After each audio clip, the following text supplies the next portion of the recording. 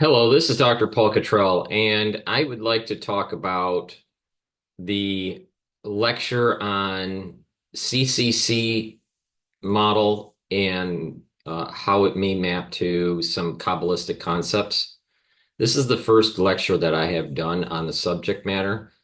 But before we do that, could you please go to my store, the-studio-reykjavik.com, and take a look at the products that I offer? And if you'd like to help support my work, you can donate on the homepage. You can donate through Stripe, PayPal, or buy me a coffee. Just click the links here and it'll take you to the donate page. You can also sign up for my classes. I have or pay for a module. I have a $50 module on pulmonology or immunology. And basically what you do is you just purchase the product for $50 and you'll get a unique password to log in to the class section, and you'll learn a bunch of topics on pulmonology and immunology. So it's $50 for the pulmonology, $50 for the immunology. You get PDF files that you can download, and also you get access to video lectures. And that was the pulmonology. This one's the immunology section. So it's just for $50, and you'll be able to learn a lot of different topics. And again, you can download PDF files and have access to my lectures on the subjects. Once you get that email unique password, you just go into classes, and then whichever module you bought, you just click and then you type in your password. It's very simple. And then as long as you keep your password, you can log in anytime. There's no time limit of expiration. Now, you can also take a look at my ebooks. I have 8 ebooks on different topics: finance, on genomics, on artificial intelligence, on endocrinology. And I have a lot of different supplements.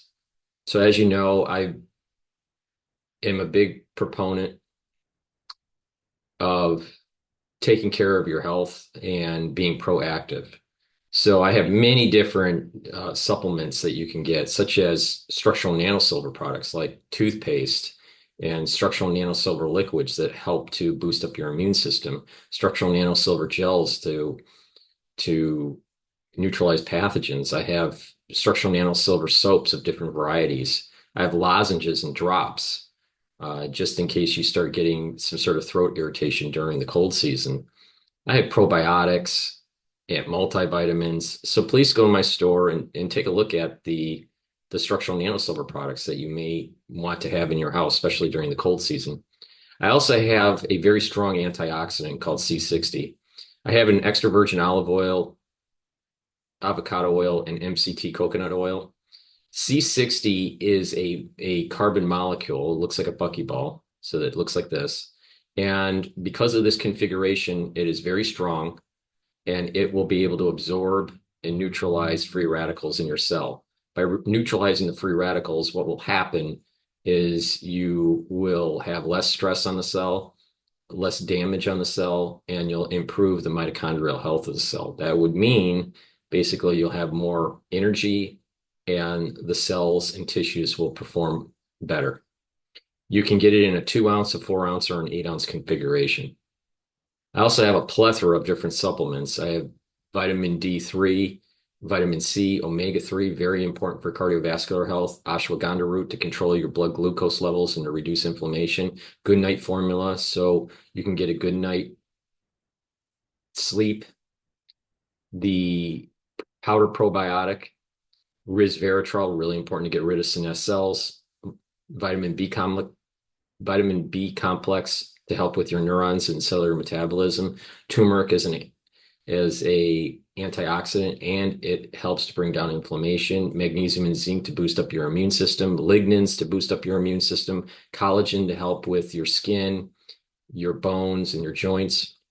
Digestive enzyme complex to help break down carbohydrates, proteins, and lipids. Clarity factor to help with mental acuity and to get rid of brain fog.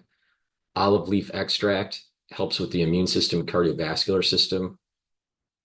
Zeolite helps to detoxify your body from heavy metals, chemicals, and toxins. And Myotrol to help build muscle and also to maintain muscle mass. It's very important if you are an athlete or if you are aging and you need to maintain your muscle mass.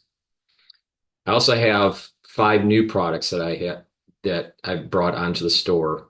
These are products that I take every day as part of my daily routine. NAC, very important to boost up your glutathione levels. It's a strong antioxidant. Ubiquinol is also a very good antioxidant. It also helps to improve your energy levels and help with neural health. NAD plus boosts up your energy levels. It helps with neural health and it helps with DNA repair. K2 helps with vitamin K2 helps with cardiovascular health and bone health. Nattokinase helps with cardiovascular health and breaks up clots. Nattokinase works by, it's fibrinolytic, so it acts as an enzyme that will help to break up clots. And it helps to bring down LDL levels and HDL levels, which basically means that it will improve your cholesterol levels. I have in my store right now deodorants. I have citrus and peppermint, lavender, and tea tree. These are made from all essential oils from the Himalayas. Very, very high quality product. It's for males and females. It's a dual purpose product. You can use it as a deodorant, but also it will help to detoxify your body. So use this deodorant. It's for males and females. Get a couple bars for your household. It's a very, very high quality product. And then I've curated these different boxes. I have basically 2 types. I have the anti-aging brand, and I also have the longevity brand that I'm starting with. And the anti-aging brand I've been doing for 4 years now, or more than 4 years. So the anti-aging beginners box basically, has the structural nanosilver, 35 ppm, the C60, which is strong antioxidant, and D3 to help get rid of cells that need to go into apoptosis and to have better gene expression because it's a gene expression cofactor. The advanced box, it's you get structural nanosilver, you get max 35 in this one. You get the C60, the D3, the vitamin C, the toothpaste, the deodorant, your choice of C60 or deodorant, and the probiotic. You get, when you're picking your C60, you can pick which one you want, the avocado, the coconut, or the extra virgin olive oil. And the same thing with the deodorant, either citrus or peppermint, lavender, tea tree.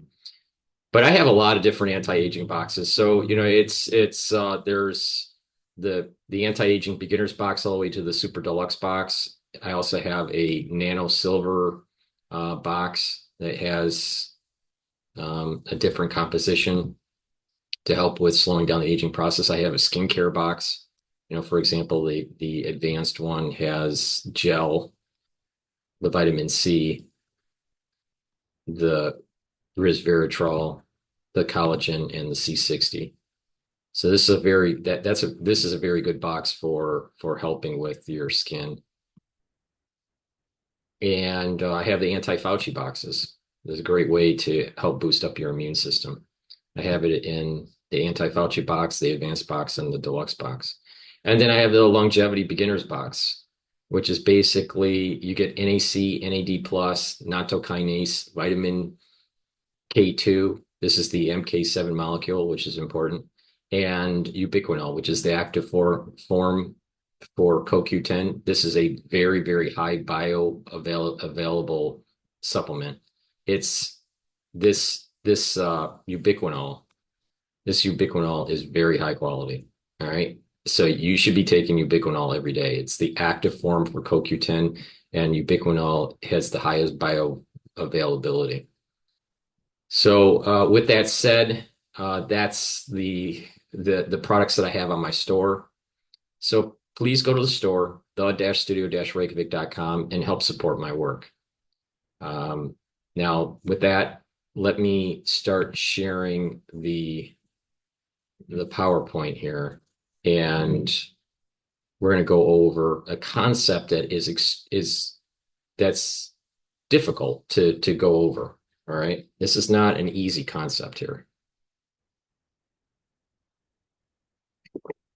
All right, so this lecture is Conformal, Cyclic, Cosmology, and Kabbalah.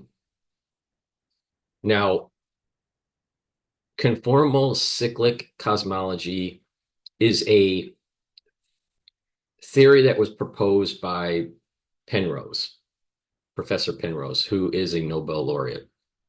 And Penrose has contributed to the mathematical physics of general relativity and cosmology. He has received several prizes and awards, including the 1988 Wolf Prize in Physics. I don't know why Siri bumped. It just serendipitously came into the conversation here.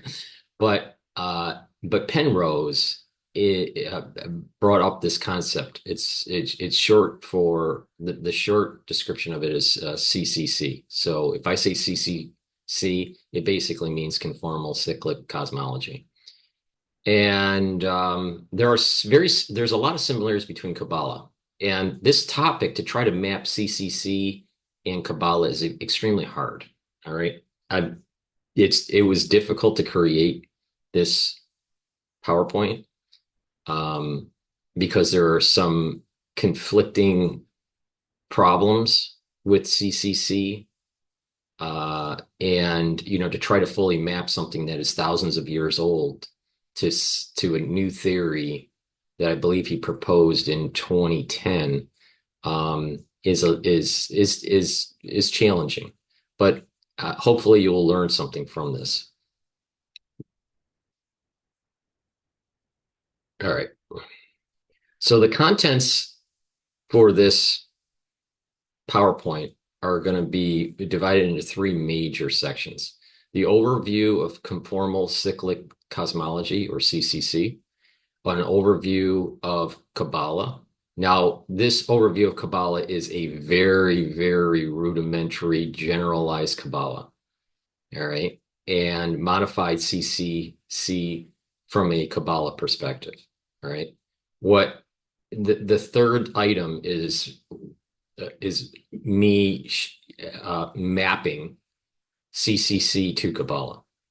All right. So my contribution to this topic is actually this modified CCC, because I don't think what Penrose is proposing is 100% correct to allow for the mapping to happen. Now, it's important to mention that conformal cyclical cosmology is kind of a spin-off of the Big Bang theory, but Penrose has some issues with the Big Bang. Kabbalah is very ancient, and according to Jewish tradition, when Moses came down from Mount Sinai, there was three things that were brought down: the Torah, the written, what is called the written law, the oral law, which is how to follow the written law, and Kabbalah. All right. So when it came to sacrificing certain animals and the building of the tabernacle and the ark and all the different rituals that were going on during the high holy days, and Yom Kippur and Sukkot and all these different holidays, a Passover, they're very, very Kabbalistic. The idea of even the slaughtering of the Paschal lamb and putting the blood on the doorpost has some deep, deep Kabbalistic meaning to it. In addition, Genesis is, especially the first 32 verses, is heavily Kabbalistic, extremely Kabbalistic. So there have been rabbis and Kabbalists that have written texts over the ages, trying to explain some of the knowledge that came down from Mount Sinai with Moses with this Kabbalistic teaching. And there are different schools. And if you look at the history of Kabbalah, it's there's some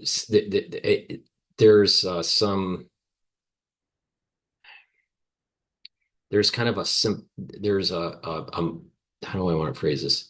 There's a more simplistic Kabbalah, and then there's a more advanced Kabbalah. And it could be divided also into categories: theoretical Kabbalah and practical Kabbalah.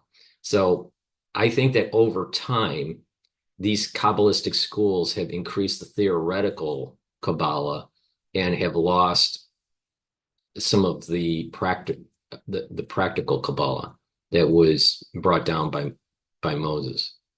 So I'm going to divide it into eras for Kabbalah.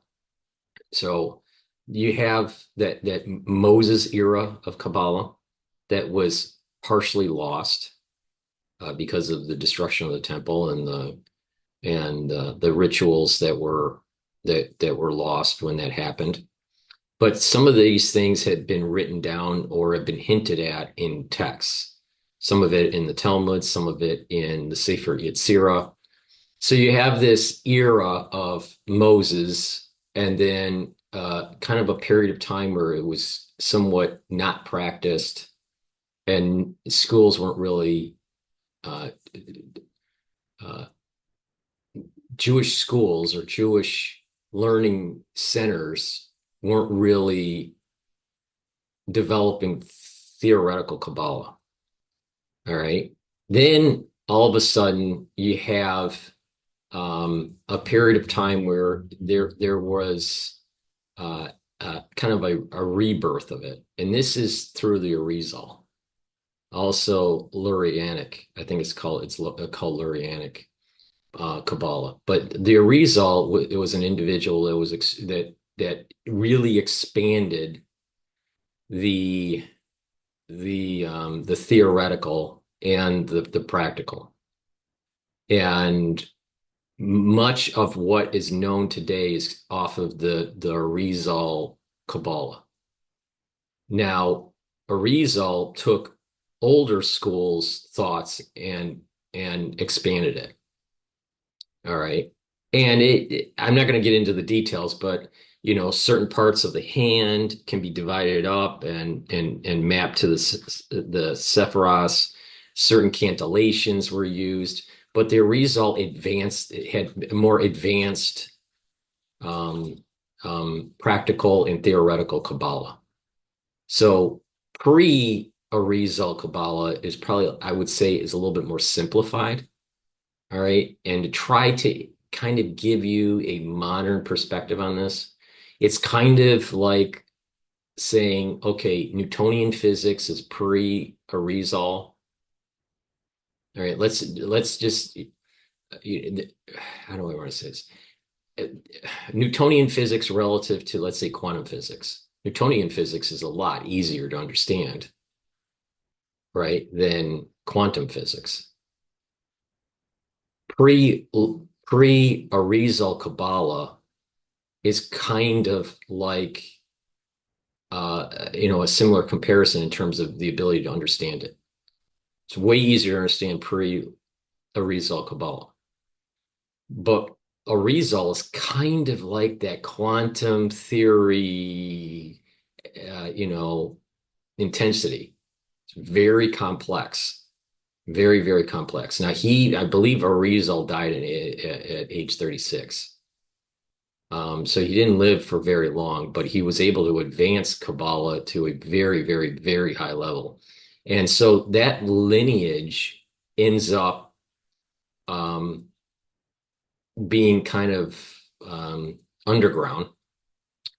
People studying the Arizal, it's Kabbalah, and the Bel Shem Tov basically reboots it for the masses and how to apply it to more everyday observance. And then the Bel Shem Tov had many different branches that came off And one of those main branches that came off of the Baal Shem Tov is what is the Alter Rebbe. All right. And the Alter Rebbe took the Kabbalah and took the Baal Shem Tov's Hasidus. All right. So I need to back up one step here. The Arizal was a Kabbalist. The Baal Shem Tov took the Arizal and kind of constricted, and you'll understand why I use this word constrict throughout this lecture here. But the Arizal had this very complex Kabbalah, these long cantillations, these long prayers, these long meditative practices. And the Baal Shem Tov kind of generalized it so it was easier to do. And so the Baal Shem Tov basically created or has modified what we call today Hasidus. Now, Hasidus is a more practical usage of the Arizal Kabbalah. So sometimes you can understand physics through pictures. Sometimes you can understand physics through the mathematics. All right, so you can use geometry to understand physics, and you can use pure mathematics. The Arizal would be more like pure mathematics. That's why I said the Arizal is kind of like quantum physics. And so you have the Arizal is extremely complex and very hard to understand, but the Baal Shem Tov was able to constrict it, generalize it, and put it into practice where every Jew could, or anyone really, but in terms of Judaism, in practicing Judaism, could use these techniques that were coming from the Arizal. The average person before the Baal Shem Tov couldn't do that because the complexity of the Arizal was just way beyond most people's educational training on the subject matter. So you have the Arizal that's really important as kind of like the quantum physics of Kabbalah, and Baal Shem Tov being able to boil it down into usability for the masses. Now, 2 generations later, the Alter Rebbe comes from the lineage of the Baal Shem Tov in terms of his teachings and expanded the Hasidus from the Baal Shem Tov. So you have the Arizal, it's basically expanding and being kind of the quantum physics of Kabbalah based on older schools of Kabbalah that have lineage to what was passed down from Moses. So you have Moses's Kabbalah that was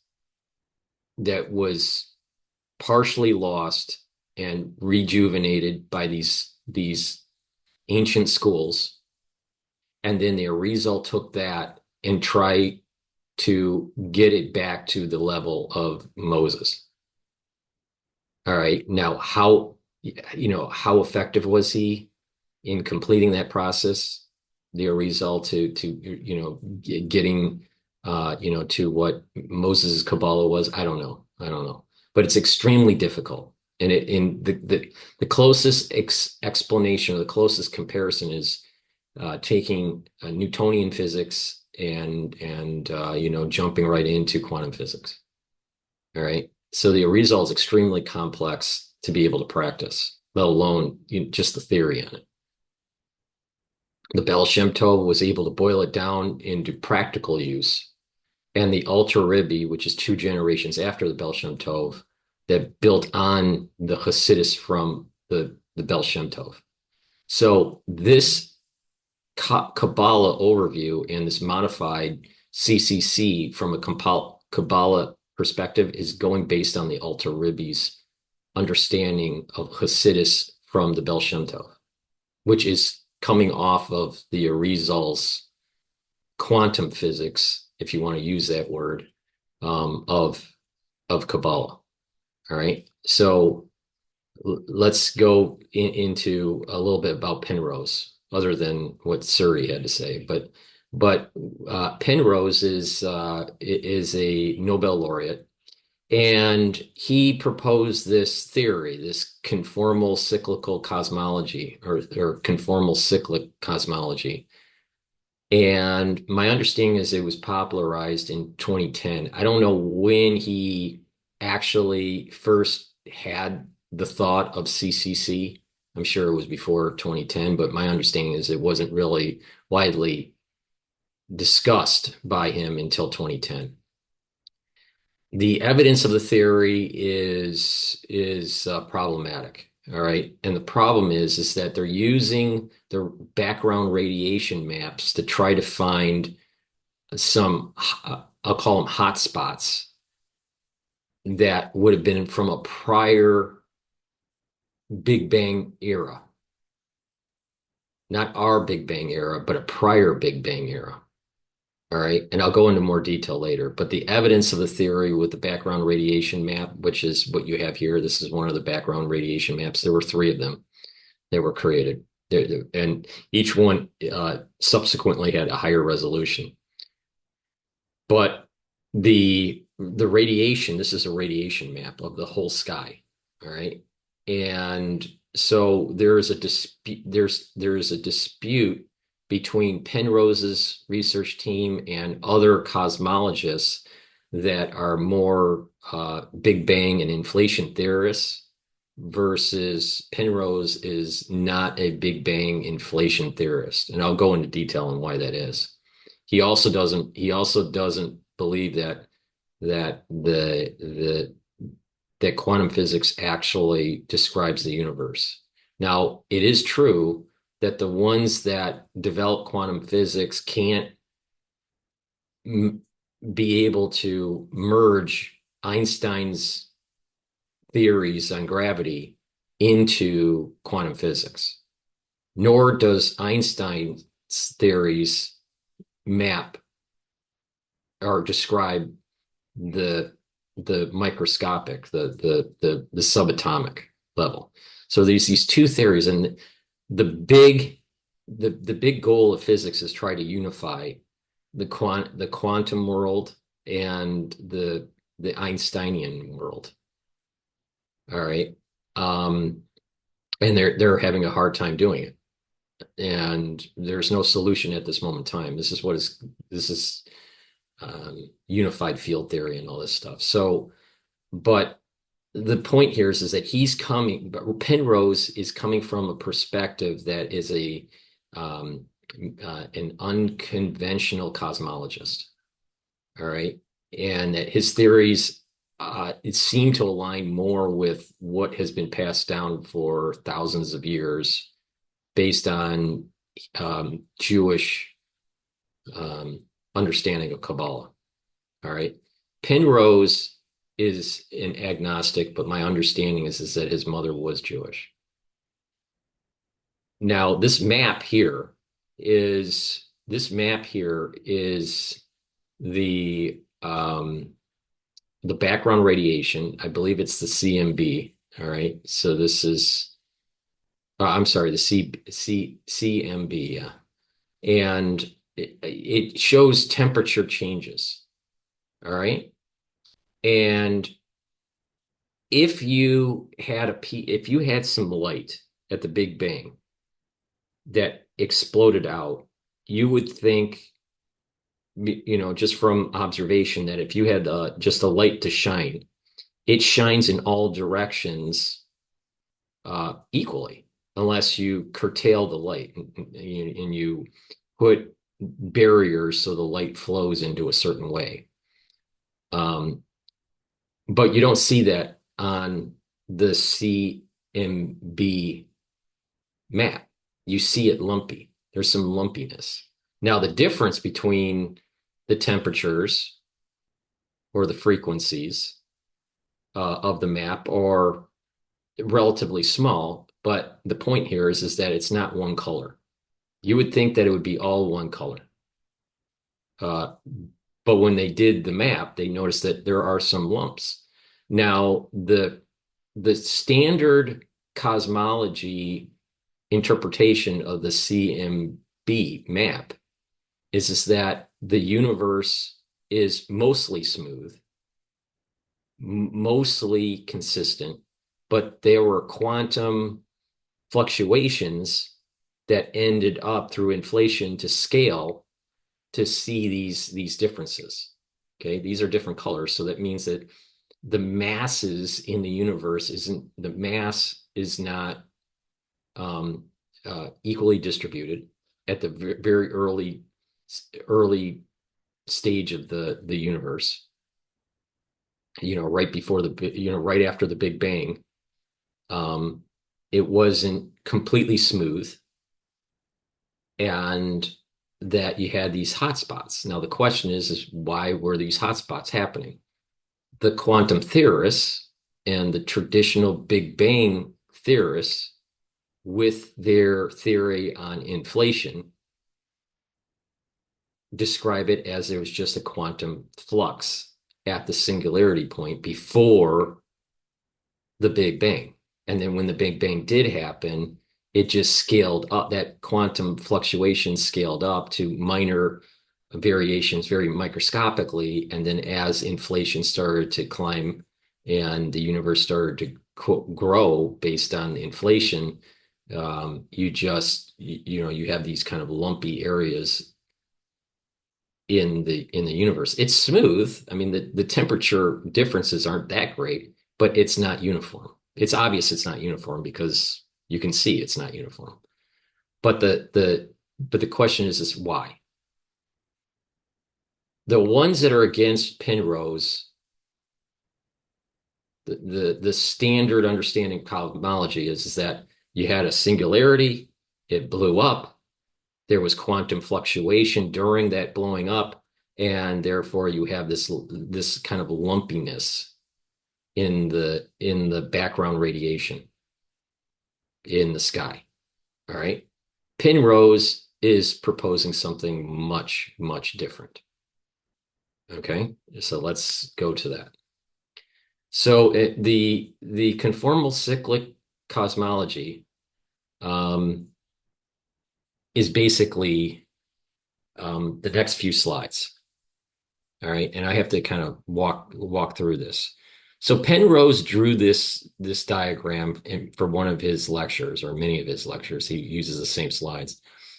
And the whole point here is that this is a cone. And the starting point of the universe, or the Big Bang, starts here.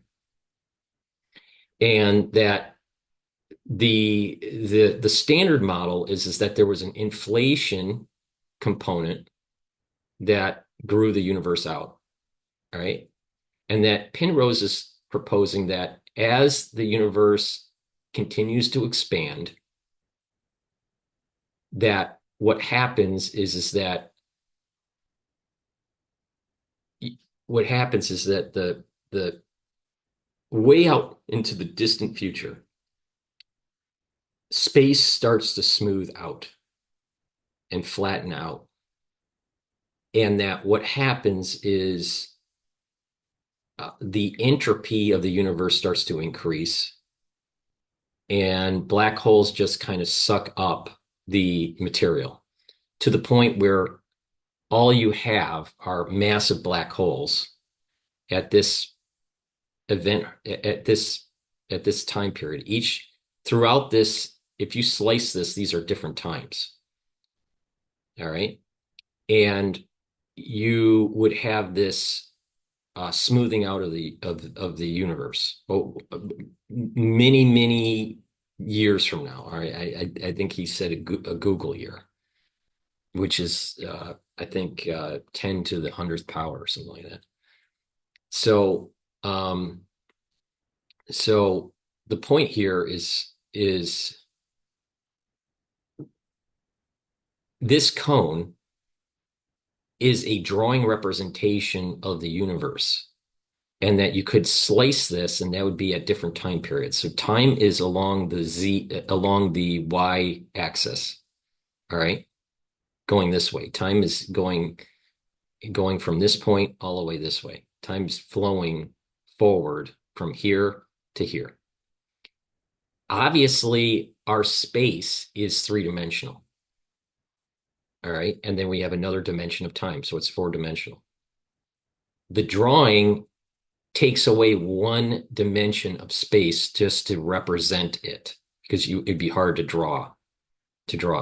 But basically, the y-axis is time, and that this cone represents on a 2D plane really three dimensions. All right. So every slice is really a sphere, not a flat plane. So if you took this circle here, this flat plane at the very edge of the universe, okay, it's really a bubble.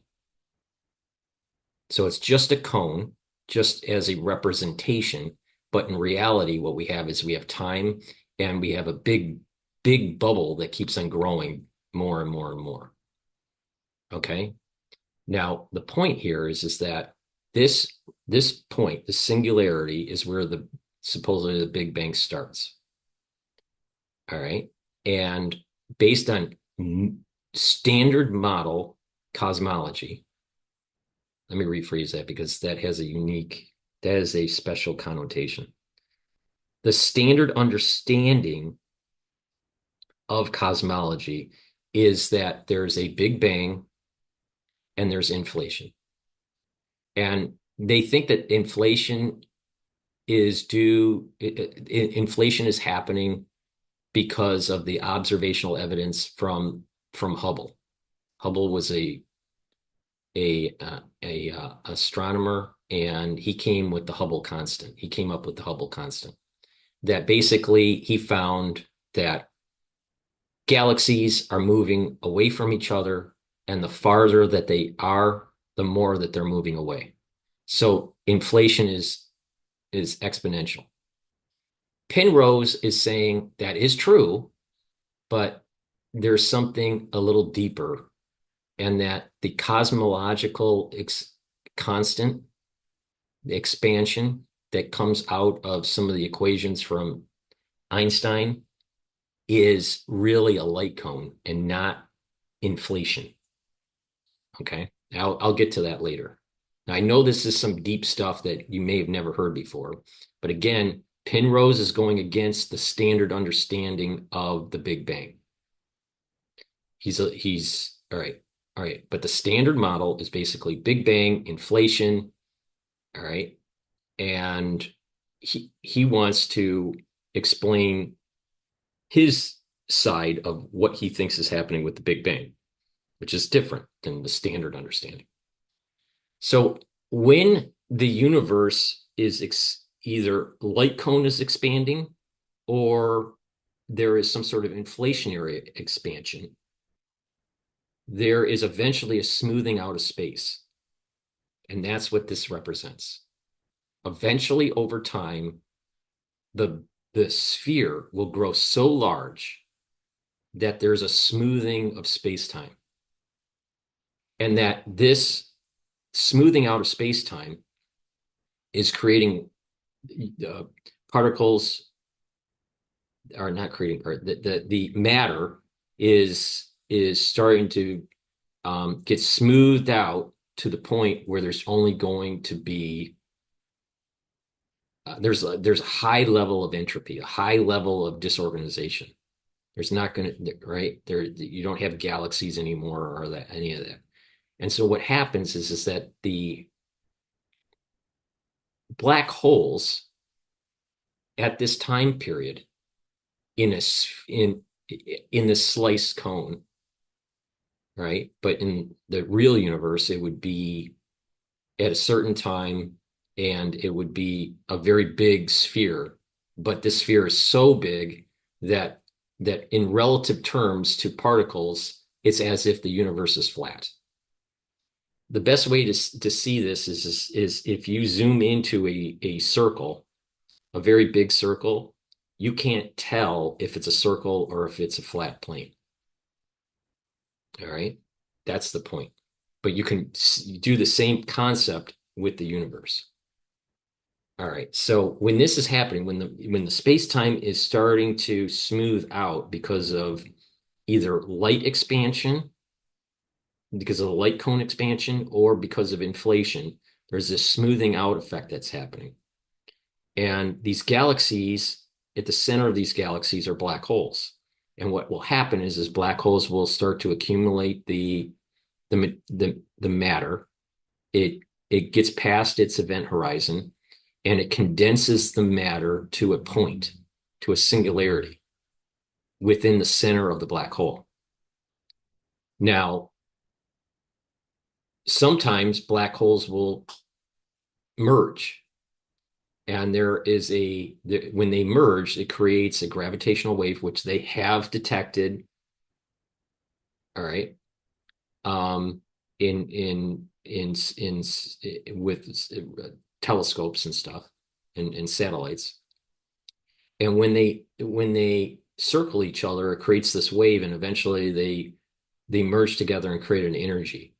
Because what's happening is that the two singularity points within those two black holes merge together and release an energy. Now, Penrose thinks that when that happens, that some of that energy goes into a new eon. There's also where these black holes start to become supermassive because they're eating each other, all right, that it's going to create so much pressure in the singularity that it allows for it to release energy. And I'll go into more detail. It's dealing with the Hawking radiation and Hawking point. But the point here is that that energy buildup from a super massive black hole eventually over time will reach into a new eon. It will create a new Big Bang. Okay. So the standard understanding of the Big Bang is that you had the Big Bang, inflation, and then some people think that because of entropy, the universe will just cool off and nothing will happen. Other theorists in cosmology think that there's a Big Bang, and then eventually what will happen is that there's this loss of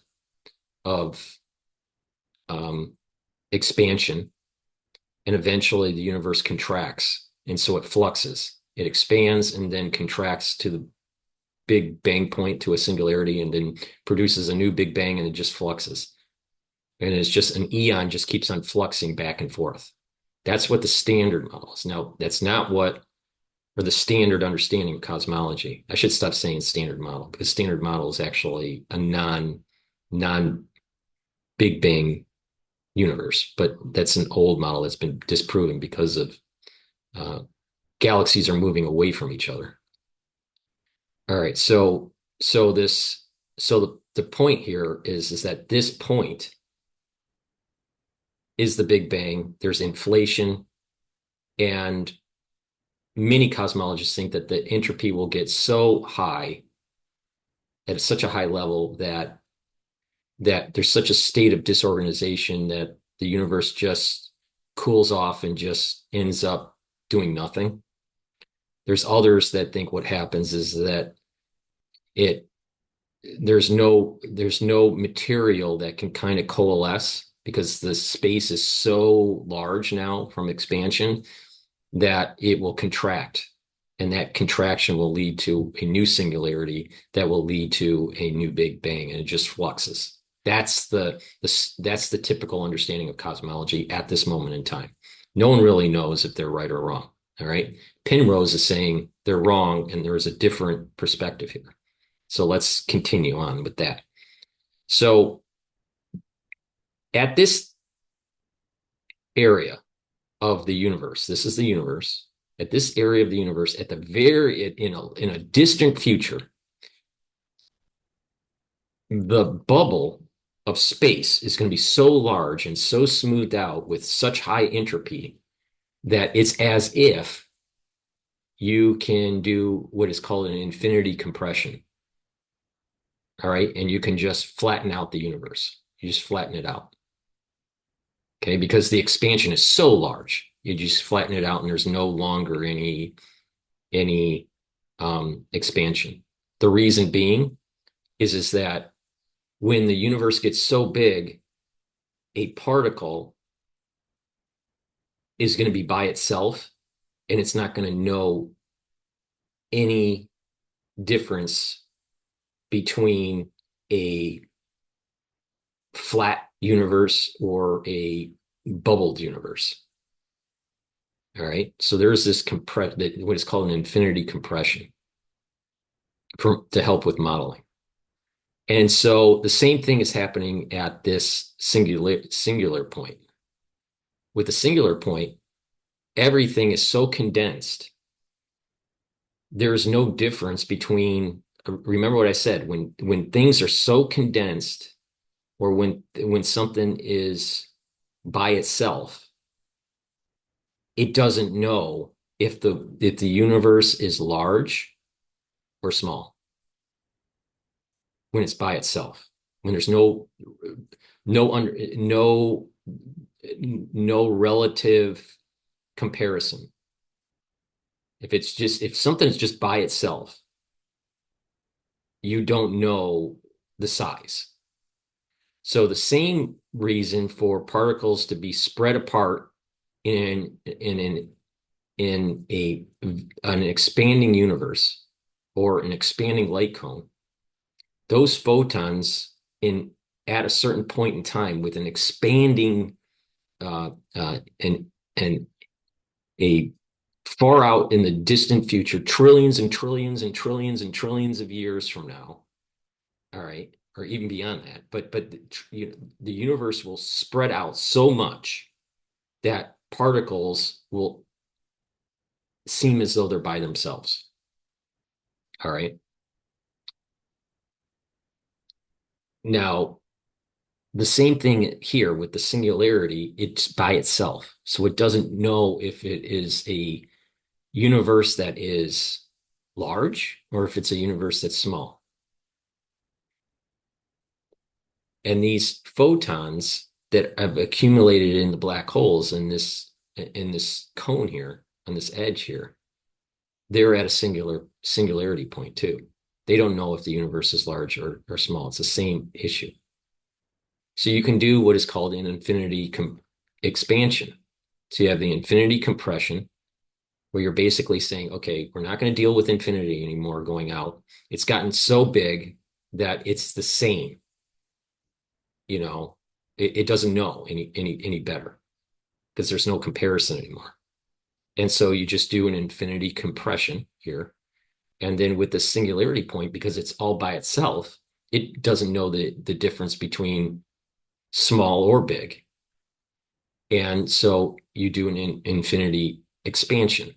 So you get this cone here. All right. That's what is called a conformal map. Okay. And this is part of the reason why it's conformal cyclical cosmology. So the big takeaway here is that with infinity, there's no difference when you have infinity of the bubble of the universe. It'll eventually get to a point where it's really a flat plane. And so you can compress it. And with a point, a singular point, you don't know that particle or that thing that is the singularity doesn't know small or big. It has no reference. So you can expand it. Okay. That's what Penrose is doing. Okay. Now, get a little bit of history here. In 1978, this was the first drawing to illustrate what they thought a black hole may look like. In 2016, this was a computer simulation. And in 2019, this was the first image that was actually captured by a telescope. I don't know which one. I believe this was orbital telescope. But the point here is that you have this dark area, black hole, that doesn't allow light to escape. And what we're seeing here is the event horizon. All right. So beyond the event horizon, light cannot escape. It gets sucked in to the singularity that's at the center of the black hole. All right. And you have an accretion disk. And this accretion disk has is is all around the accretion. All right, how do I want to say this? The accretion disk you have in this plane, but you also have an accretion disk in other planes. But the center, once you get past the event horizon, you cannot go back. Get sucked in. Light gets sucked in. All right. And this is going to be important when we talk about light cones. So the illustrator was saying, okay, there's an accretion disk, right? And then there's no light. Now the computer simulation was trying to do something similar. You have an accretion disk, all right, and things are swirling around, but also swirling in different axes or different planes. Okay. And then you have the actual capturing of the black hole. And you can see that this axis here is like this axis here, right? And you see it right here. And then this accretion area is this part here. And then the event horizon. And then light cannot escape. All matter gets sucked in once it gets beyond the event horizon. I mean, right there is the event horizon. You can see it's perfect, you know. And what happens is that it goes to the singularity point. Okay, this is going to be important here. So Hawking had two concepts. He had lots of concepts, but I'm only going to cover two. Hawking radiation and Hawking point. So Hawking radiation is that a black hole will accrete material and get big. And over time, the universe is going to be full of black holes. This is in the way distant future at this point, way in the distant future where there is this flattening of the universe because it gets so big, all right? And it's accumulating all the matter. And these black holes eventually they're colder. How should I say this? The black hole is colder than the ambient temperature of the universe right now. And what happens is that eventually the universe, because of its expanding, and the entropy, it gets colder and colder and colder to the point that the black holes are a higher temperature than the ambient temperature of the universe. And so what happens is because of that, there's a leaking now from the black hole. And this is called Hawking radiation. And radiation is leaving. See, right now, what you're seeing here is there's an accretion. It's just collecting material. But way out in the distant future of the universe, there's going to actually be an evaporation, a radiation evaporation from these black holes.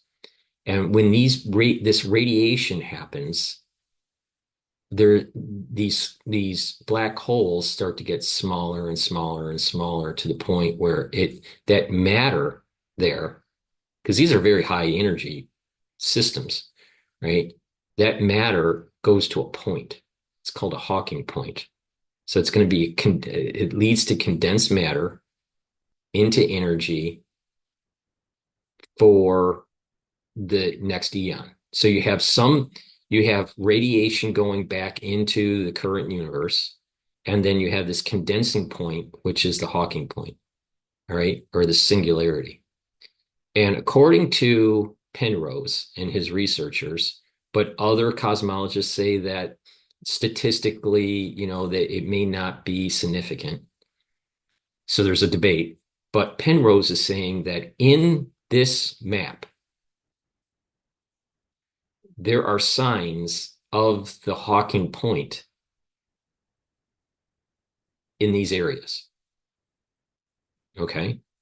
So he's saying in these areas, in this map, there are Hawking points that crossed over from a previous Big Bang. Not our Big Bang, the previous Big Bang. Like in a previous era, an eon, he calls eons. Okay. So Penrose is saying through his researchers that they think that these areas here are Hawking points crossing over. And that Hawking point is here, crossing over into our universe. Now it gets a little bit more complex, and I'll get to it. So let me reiterate. You have an accretion disk that creates a black hole. And it creates a singular point, and this thing gets super massive over time. The universe at that point is getting flatter and flatter and flatter because it's expanding, either through the inflation or through light, a light cone. Now, Penrose thinks it's through this light cone and not inflation um, um, per se. It's really the light cone is just the the expansion constant, while other theorists think that the expansion constant is inflation. So Penrose is going against the grain on standard understanding of inflation. But the point here is that this is accreting and it's going to a singular point. And that over time, there's going to be massive black holes that have lots of energy. And that as the universe starts to cool, these black holes will start to evaporate. And there's going to be a point of high energy that crosses over to a new era, to a new eon. It's what Penrose calls an eon. Okay. And he spells eon the British way, Aeon. All right. So, all right. Now I'm going to go into this light cone idea. But before I do the light cone idea, I want to remind you that there are this is going to be only two formulas that I show here. There's the energy is based on the Planck constant, right? And a frequency. All right. And also there is a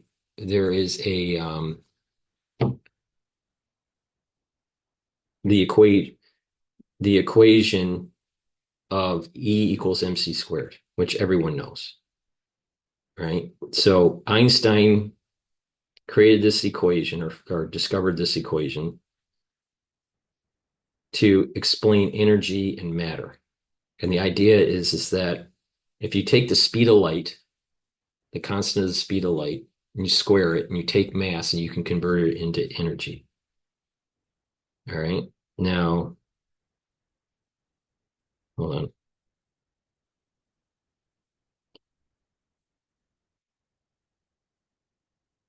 Now,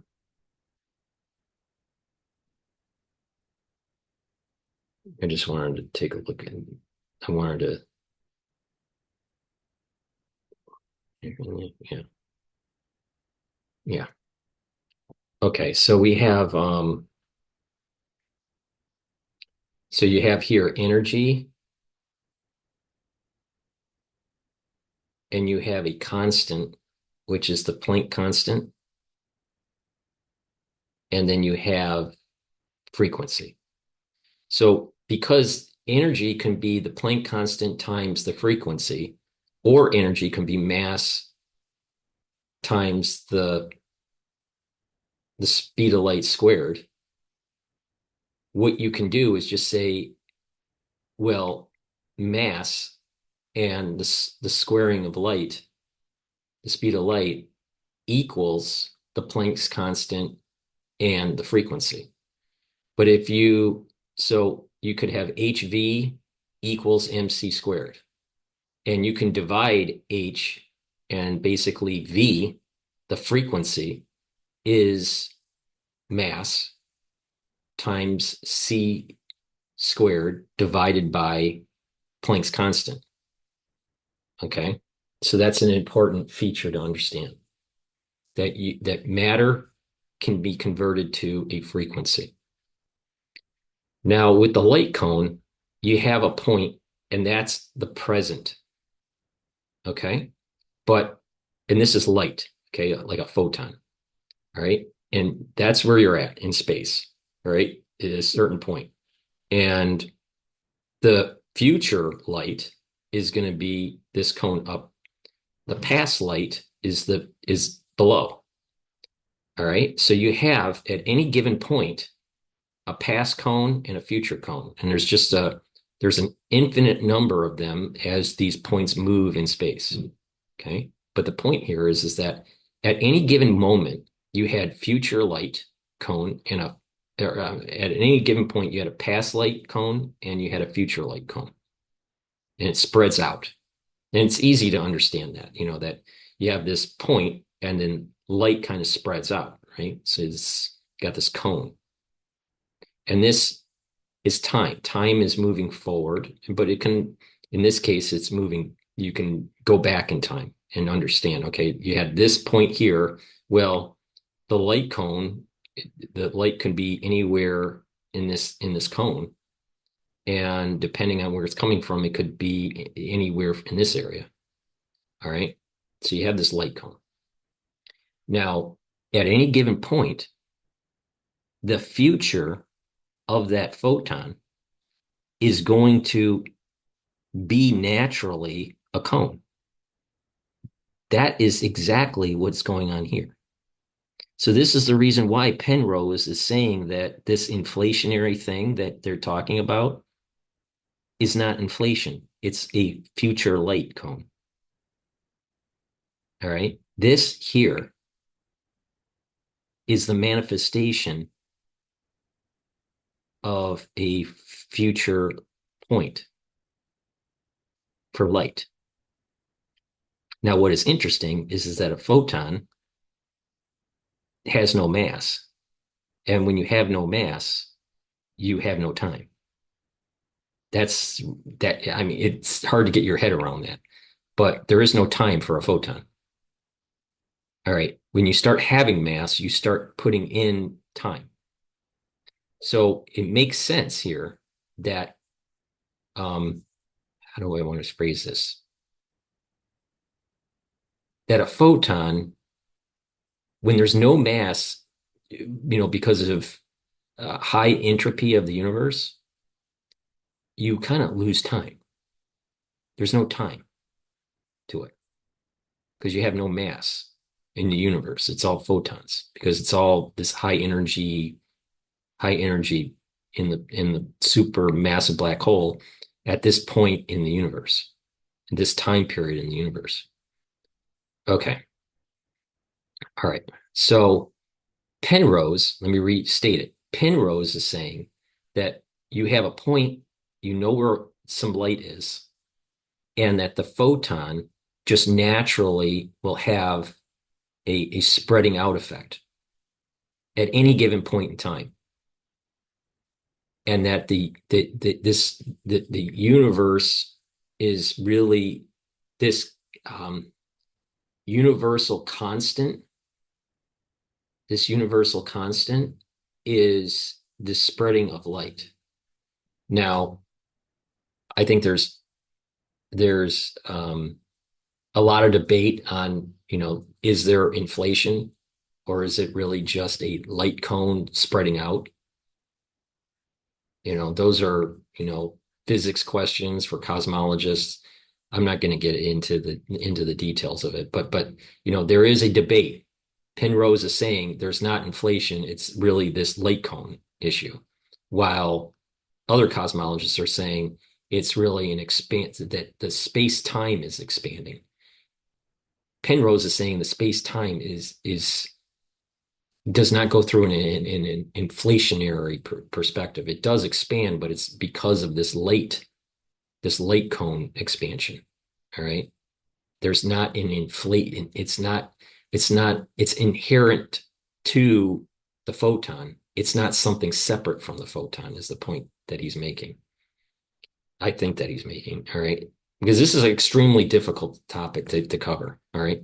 So you have this late cone, you have this point, and you have a past cone, past late cone, because it could have been coming from anywhere.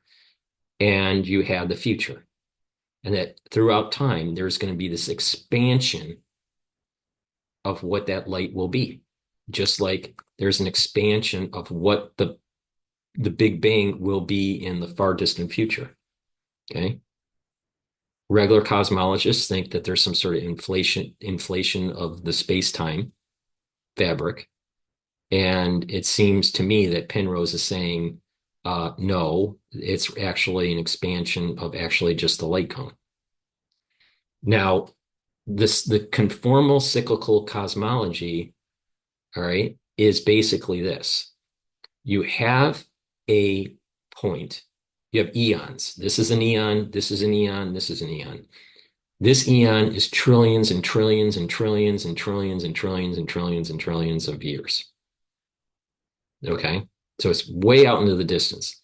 We're like at this point in the universe, right? Somewhere in there, right? There's way out into the distant future. But there is this point that energy came through and spread out, right? And that eventually the universe will smooth out because of entropy and the collection of these supermassive black holes that put all matter into a point. And then once the universe cools down to a certain level, then what will happen is the Hawking radiation will take place, and then you have a Hawking point. But what Penrose is saying is that at one of those Hawking points, there was enough energy that actually burst, right? Because that energy is HV, Planck's constant, and a frequency. It burst and cooled down and eventually created matter. All right. And that this has been happening, according to Penrose, for infinity. That this in the future will go to infinity and has been infinite in the past. Now, he says that he doesn't know for sure if that's the case. He just threw that out there as a starting point for the theory. He doesn't know for sure that it'll go on forever, and he doesn't know for sure that in the past it's been forever. But he is just using that as a starting point for his theory. But the point here is that you have a Big Bang, and the universe cools. There's entropy, high entropy, or a state of disorder. The black holes are forming. Supermassive black holes are forming. The universe is cooling. There's Hawking radiation to a Hawking point, and the Hawking point pushes over into the next eon. The energy flux goes into the next eon. Now, it seems as though there are multiple Hawking points that may be going off at different time periods. Now, in cosmological time, maybe it's very similar, but the point I'm making is I'm not sure if all these points came through at the same time. All these Hawking points came through from the prior era or the prior eon all at the same time, or if they came in tens of thousands of years different or millions of years different, but in cosmological time, it's almost the same. I don't know. And I don't even think that Penrose knows. But the point here is that it seems as though that there are Hawking points, plural, that are coming through from the prior eon, the prior eon. All right. The prior eon Big Bang, cooling off, the black holes form, Hawking points are formed, and then a new eon is created. Okay, so that's what this is representing. Big Bang, expansion, or through the light cone, not inflation, and then Hawking point crosses over into a new eon. So assume that we're here, we're in this eon. That means that what we call the Big Bang happened way out in the distant past. Some people say it was 14 billion years ago. Some other people say that may have been a lot longer than that. Some people say that may have been 27 billion years, but let's just use the 14 billion year mark. All right. That point is a Hawking crossover from a prior eon that also had a Hawking point crossover in a prior eon. And and so this goes on to infinity. Now, again, I need to reiterate, Penrose is saying that even though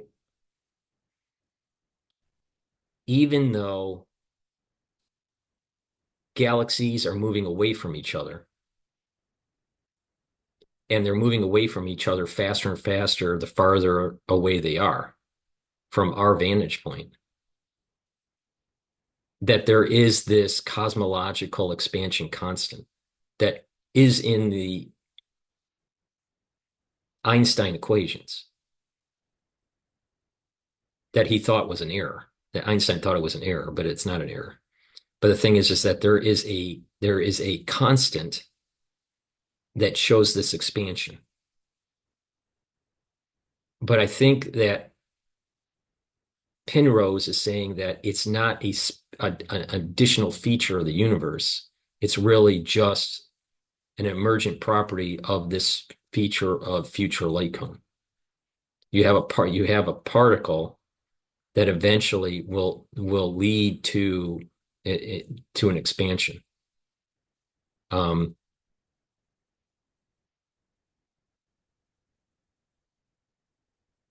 Now, it's as if the universe, how do I want to phrase this? It's as if the space-time, or maybe even not space-time, space, it's as if space was created first. Now, this is an important feature. Okay, so if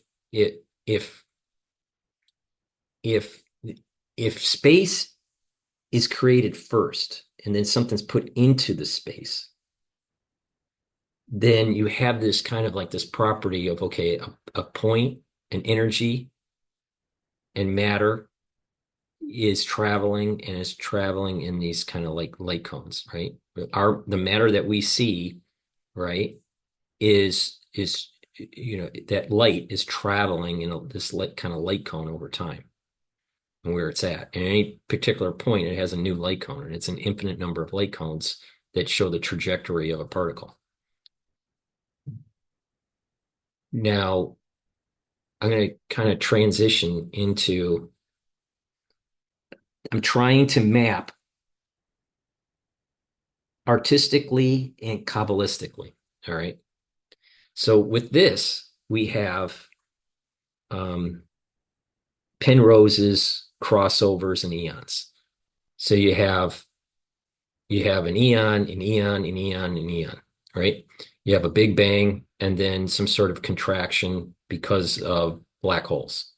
All right. And the spreading out of the universe, the smoothing out. All right.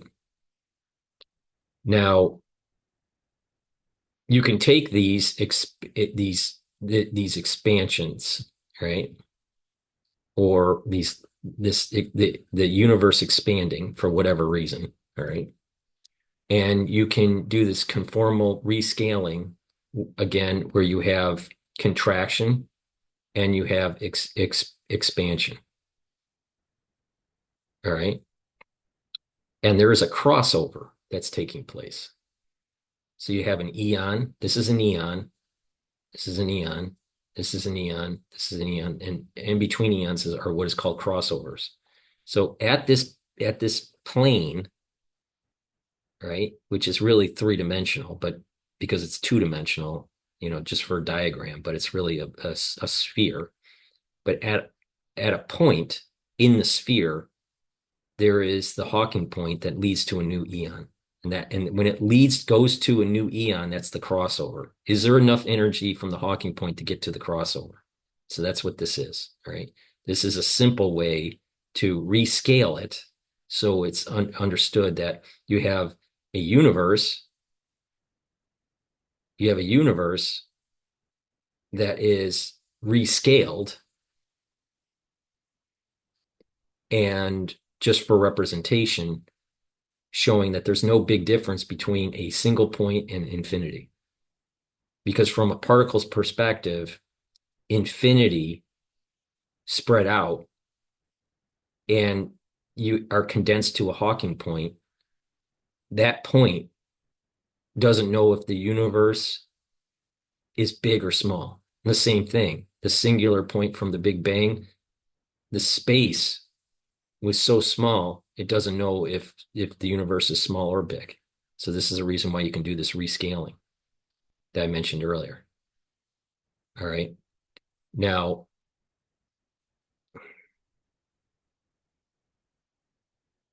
Escher did this interesting representation. All right. And it's angels and devils. Okay. And it goes out to infinity. Now, what's interesting here is that this this is representing these cones. Okay. The Big Bang is this point here. All right. Or just the picture of 1, 2, 3, all right, 3 angels and 3 devils, positive and negative. Okay. But if you looked from not from the view that we're seeing here, but if you flip this 90 degrees and looked in this direction from the point of the cone, and that point of the cone is pointing to your eye, not rotated 90 degrees like it is here, but if you look at the point of the cone in this direction, and this is the point of the cone, looking down on the cone to infinity, this edge here is this edge. This point here is this point. So this is an artistic representation of infinity of this. The light of this ends up being this. This is another way to look at it is this point here is this. This point here is this point here. This right here is this cross section. This right here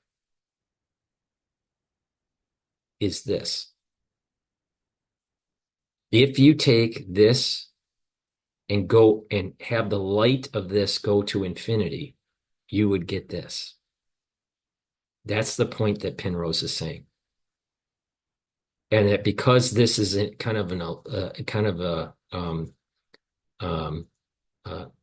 this gets smoothed out,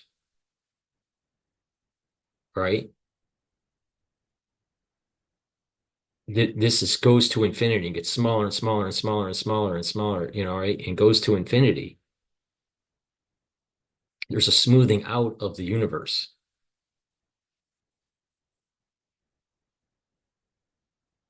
So this smoothing out is this contraction. This point here, all right, is basically saying this is the same as this, just in a different time period. And because of that, this can be expanded to this. So that's the infinite expansion. Infinite contraction from here to here. Infinite expansion from this point to expand. And that's why he used this. Infinite compression and infinite expansion. Okay. Now, this here is, I believe, through Maimonides, discussing Kabbalah. Okay, now this is going to get really, really weird. All right. I know it's been difficult to understand me with this whole cosmology from Penrose because it is a little mind numbing and mind bending. All right. Let's just reiterate before I dive into the Kabbalah of this. Penrose goes against standard understanding of cosmology. Standard understanding of cosmology is that there's a Big Bang and that there's an expansion of the universe through inflation. Penrose is saying there's not a Big Bang, it's actually a Hawking point, and that it's not a singularity that is smooth at that point. It's actually because of black holes. And that when you look at the mathematics of the black hole, this point is going to be a key feature that I'm going to be mentioning. This point here that starts the Big Bang is not a smooth curvatured point. It's coming from a chaotic bending of space within the Hawking point. So that's a difference from the standard understanding cosmology and Penrose. At the Big Bang point, it's not smooth. It's chaotic because it's coming from a black hole. All right, that's Penrose's point of view. Standard cosmologists think that the Big Bang came from a smooth point, and that smooth point blew up, that energy blew up, and there was these different phases of inflation of the space-time fabric. All right. And that's what we're seeing, and that the universe is expanding because of this expansion from the early Big Bang. Penrose is saying no, that basically space is there already. And this is a key feature of Kabbalah because Kabbalah says this. Space is already there, and that this Big Bang point is from a chaotic point, not a smooth point, because it's coming from a black hole. Because when you take matter and you condense it, you're crumpling it up, right? Best way to explain this is take a look at a piece of paper. Take a piece of paper that's flat, representing the universe in high entropy. And then you try to crunch it down. You can't crunch it down to a point. It gets crumpled up. So it's chaotic. All right. So view the example of taking a piece of paper. It's flat, representing a universe that has, in a way out distant future, what the light cone would be.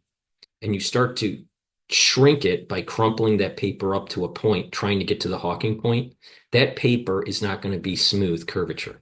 It's going to be bumpy curvature, even though it's going towards the Hawking point. All right.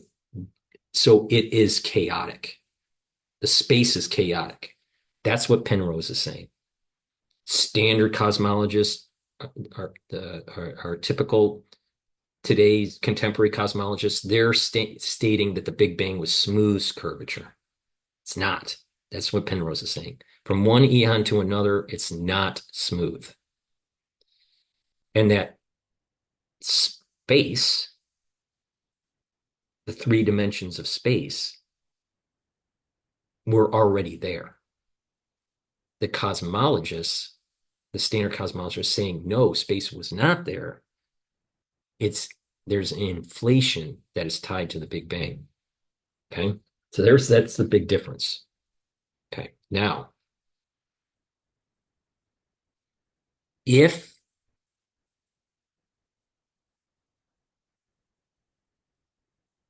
just yeah, if okay, so we have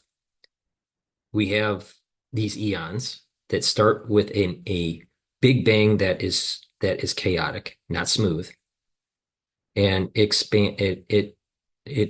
moving in an expansionary way because of light cones,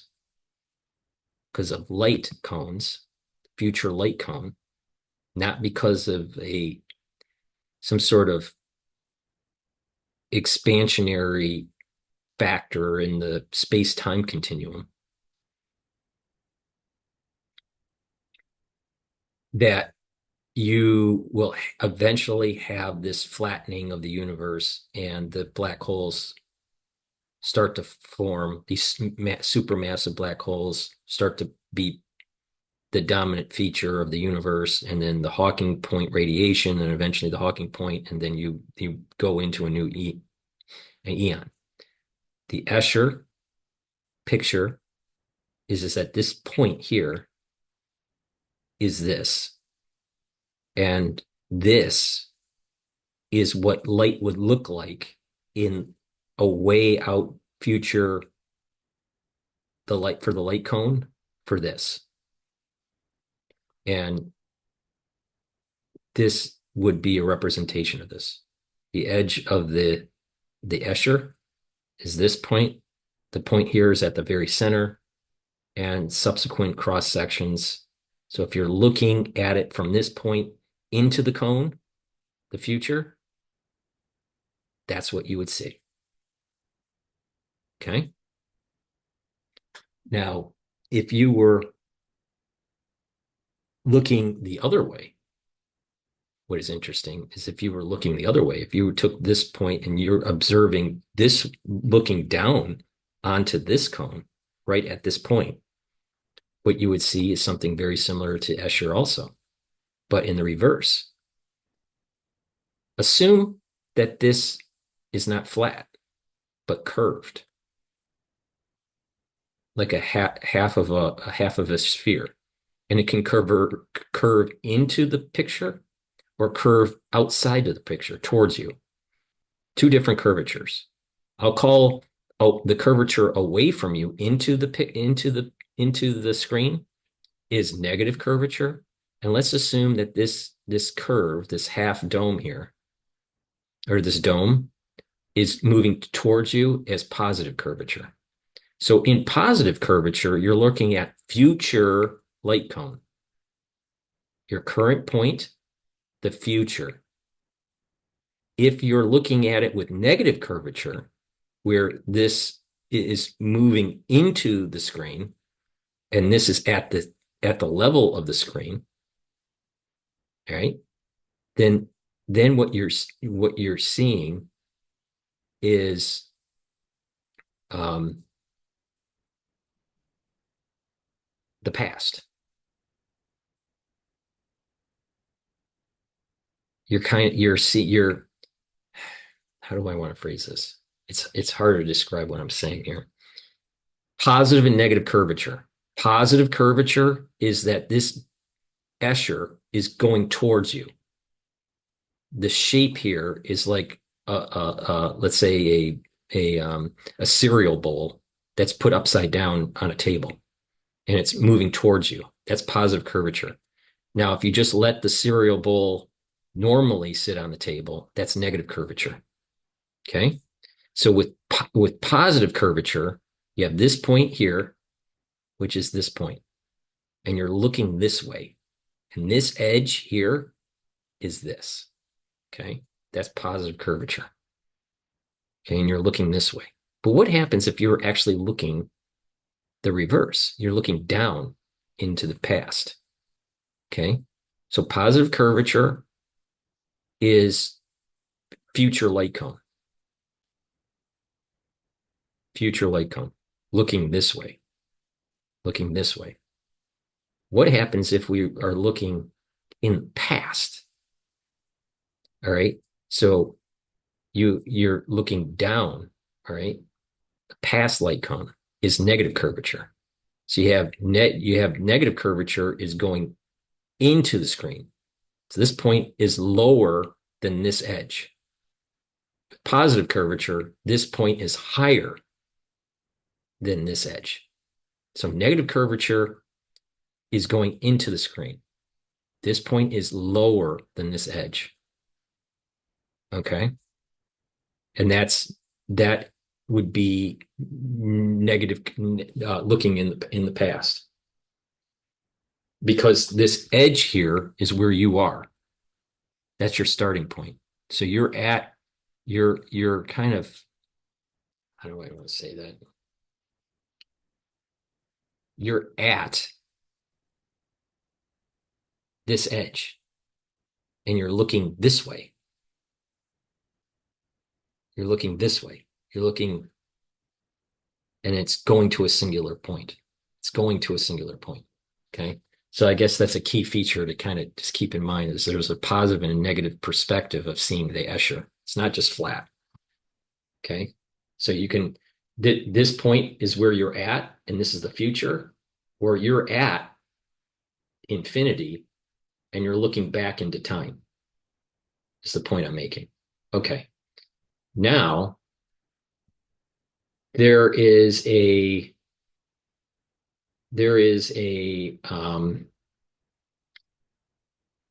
I believe Maimonides did this one. Rambam, Maimonides. He was describing Kabbalah. All right. And I'm going to go into a little bit of more detail in the next slides. But there is this kind of like ring structure. Okay. And this ring structure is, wait, let me be right back here. I just got to stop a moment here. I'll be right back.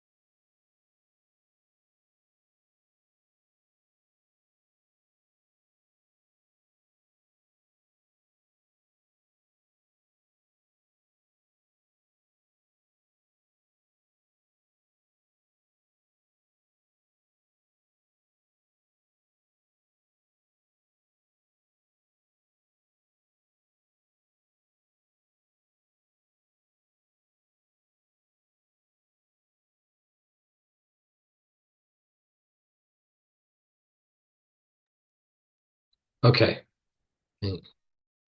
Okay. So what I wanted to mention here is that you have this model from Penrose, this representation from Escher of infinity, and this representation of Kabbalah from Rambam or Maimonides, the same person. So, so with Maimonides, you have these concentric circles, and these concentric circles represent the tree of life. All right. And there was a space that was created, right? There was a space that was created that allowed for these concentric circles to exist. All right. So let me go back one step.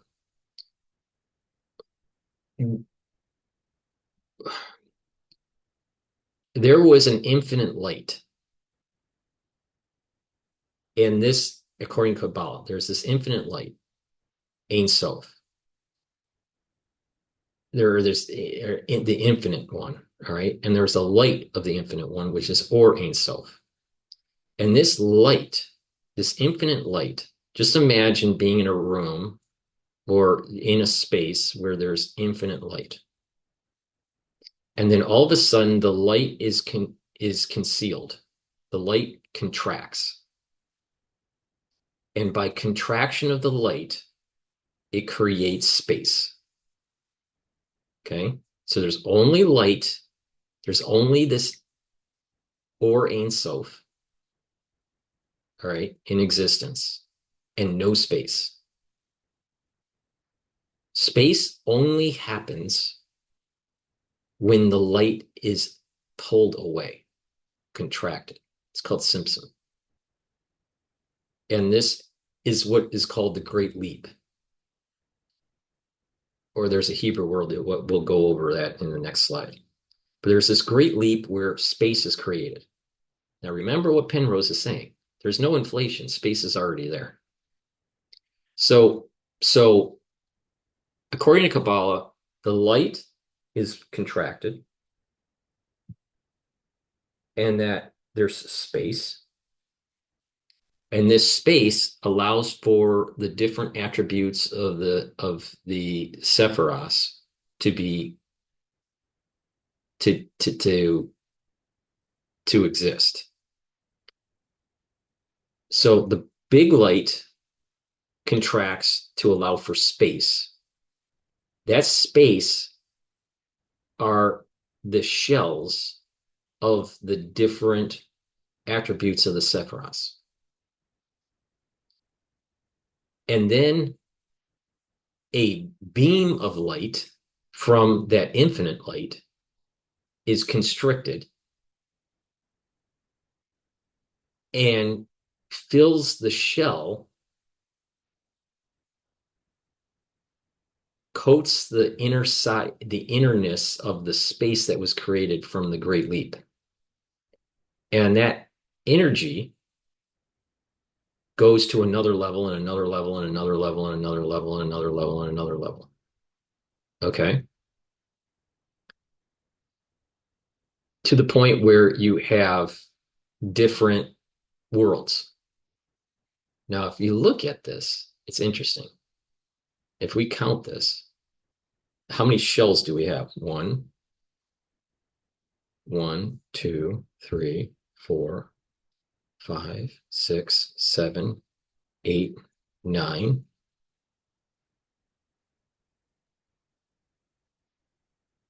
10,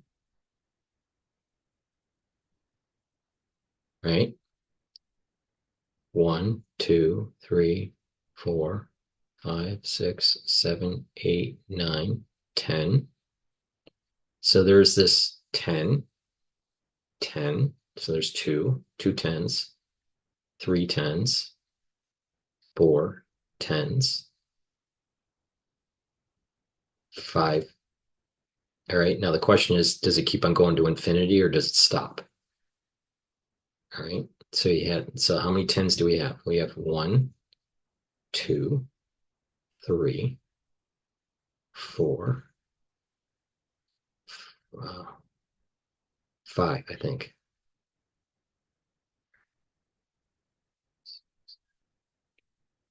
Yeah, I think there's 5. So there's five kind of worlds. All right. There's really 4 worlds, but there's a hidden world, and that I think he's getting a little beyond absolutes, right? But the point here is that there are different worlds and that there are attributes for each world. So what has happened in Kabbalah is that there is a light with no space. There's just light. or an energy. Okay? There's no space. Now remember what Penrose says. To a photon, which is light, it doesn't know space.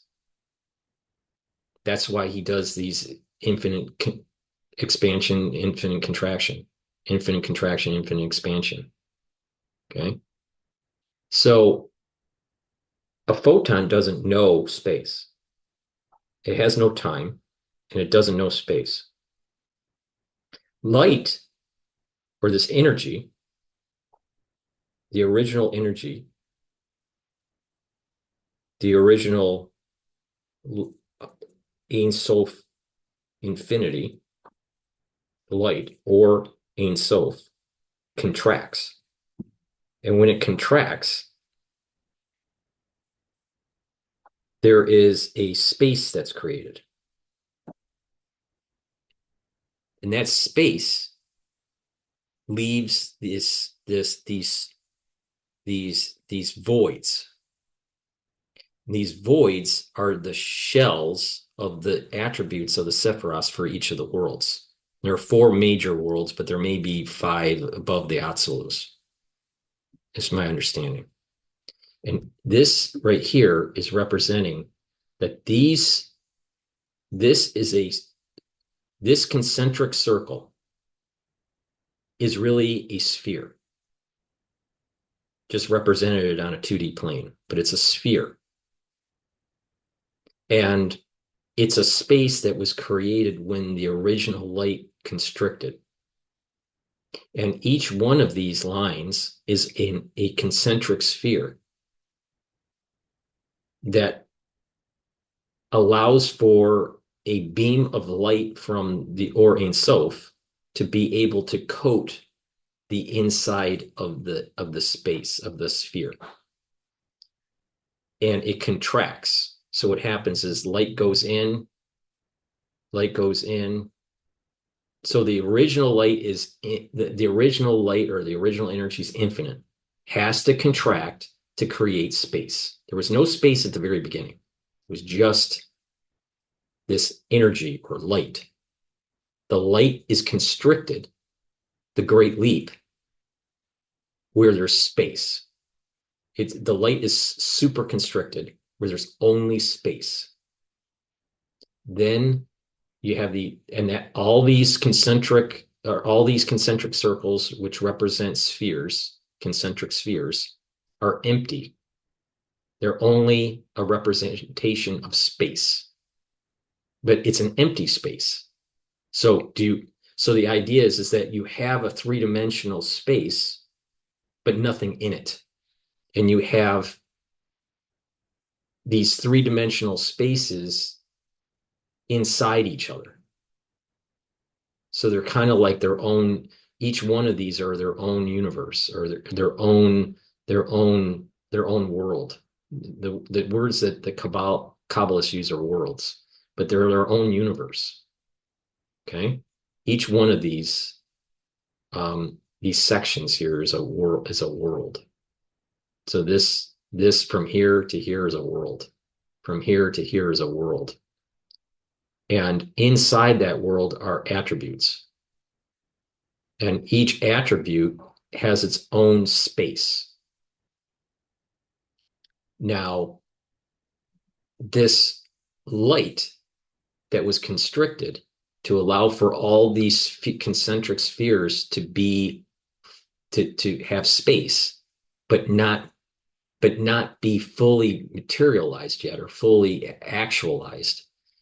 There had to be a piece of light, a beam of light from the original constriction to come in and coat each of the concentric spheres.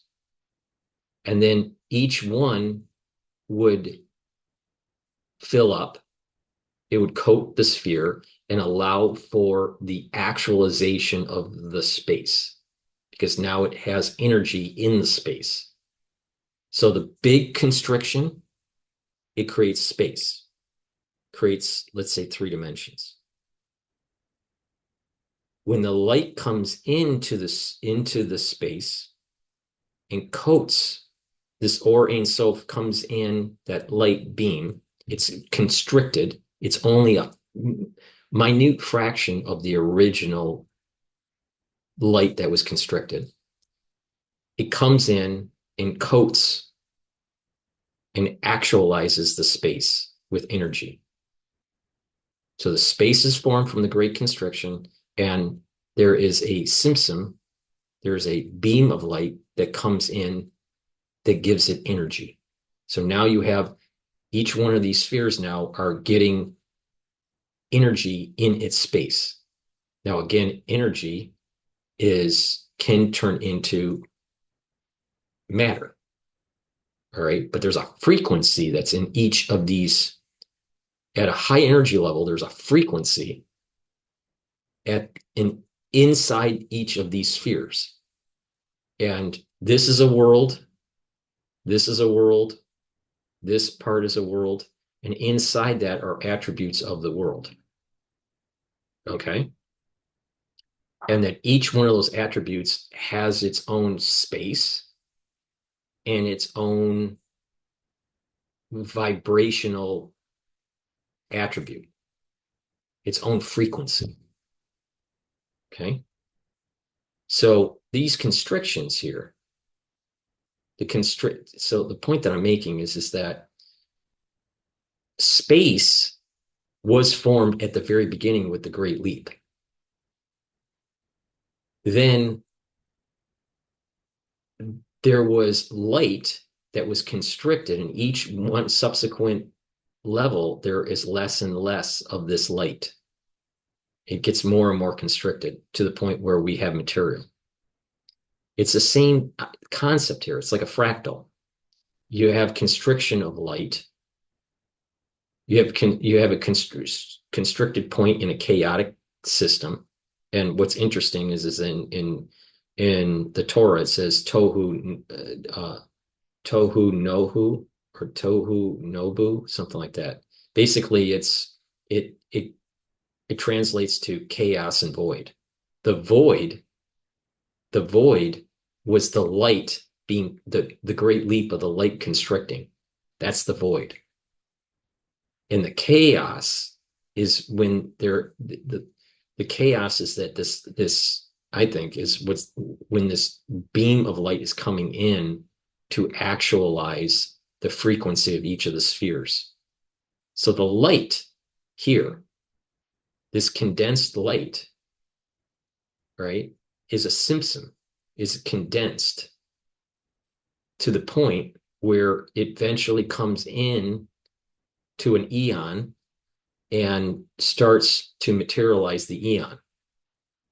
And that eon then expands, right, or matures to a point where there's another constriction to create a new eon. And that constriction is through these black holes. So what we're seeing here is something very similar. You have a space that was already created. I'll go to the modification of Penrose's model later in the lecture here. But you have the great leap, which is the constriction of the infinite light that creates the space of the spheres, right? And you have these attributes within a world. There are 4 different worlds, but this diagram seems to show 5, and I think there's the higher there. He's representing the higher world above Atzilus, but that doesn't really matter. But the point here is that there's a light, a subset of the light from the infinite contraction that beams into the actual space, just like there's an infinite energy that eventually beams into an eon, then constricts again and beams into another eon. And each one of these concentric spheres, this beam of light gets constricted more and more and more and more and more until you get material, until you get the material world. So this is a fractal. This is a fractal too, but this is a fractal, and this system's a fractal. And I think that they're saying the same thing, except in our world, when we see matter, we're actually dealing with the last world. We're dealing with this world here. This right here with this conformal cyclic cosmology is this. And I'll explain that crossover between Yitzhak and Asiya. We're in Asiya. This is Asiya. This is Asiya. This right here is just one representation from going from one sphere to another. This point, right, is the beginning of the beginning of filling a sphere. The beam of light that's constricted going into filling a sphere. Okay. All right. So hopefully you understand that. I know these concepts are extremely hard to grasp. And it's extremely hard to actually convey it. It's not easy. I'm doing the best that I can. But the point here is that there's an infinite light or an infinite energy that's constricted to create space. So now space is created in different worlds. And that space then gets filled up with a subset, a very small amount of the light. And each subsequent concentric sphere gets less and less of the light to the point where the energy levels go down to a point where we can have matter. Same thing here. When you have high energy levels, you don't have matter, you have energy. But when it starts to cool down, you start to consolidate and you start to have matter. There's the point. Okay, now the overview with Kabbalah. All right, there's some key concepts. There's the Or Ein Sof, which is this light of the infinite. Dilug is leap. This is the great leap, where the Or Ein Sof, the light of the infinite, is contracted to create space. Simsim is the constriction. Now there's two types of Simsim. There is the great constriction, which is the Dilug, and then there is the subsequent Simsim constriction as it's going into the different attributes of the Sephira. Now, GETTR, the higher level, and Malchut, the low level. And there's different attributes, and it flows this way.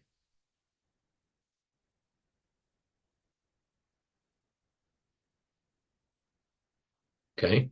Now when so if you so GETTR is connected to Malchut before, and Malchut is connected to GETTR below.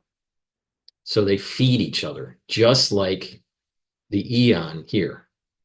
How you can have a GETTR turning into a Malchut, and that Malchut feeds into a new GETTR. Okay? GETTR, Malchut, the beginning and the end of that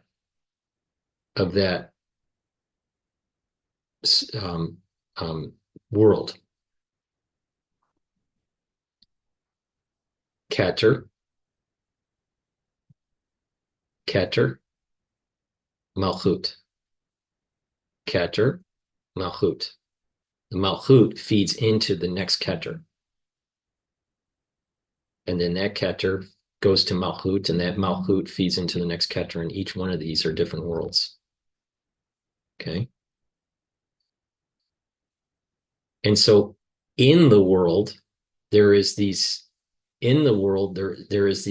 further consolidations to allow for some material thing to happen, or something spiritual. At the higher levels, it's more spiritual. At the lower levels, it's more material. So we live in this world, the material world.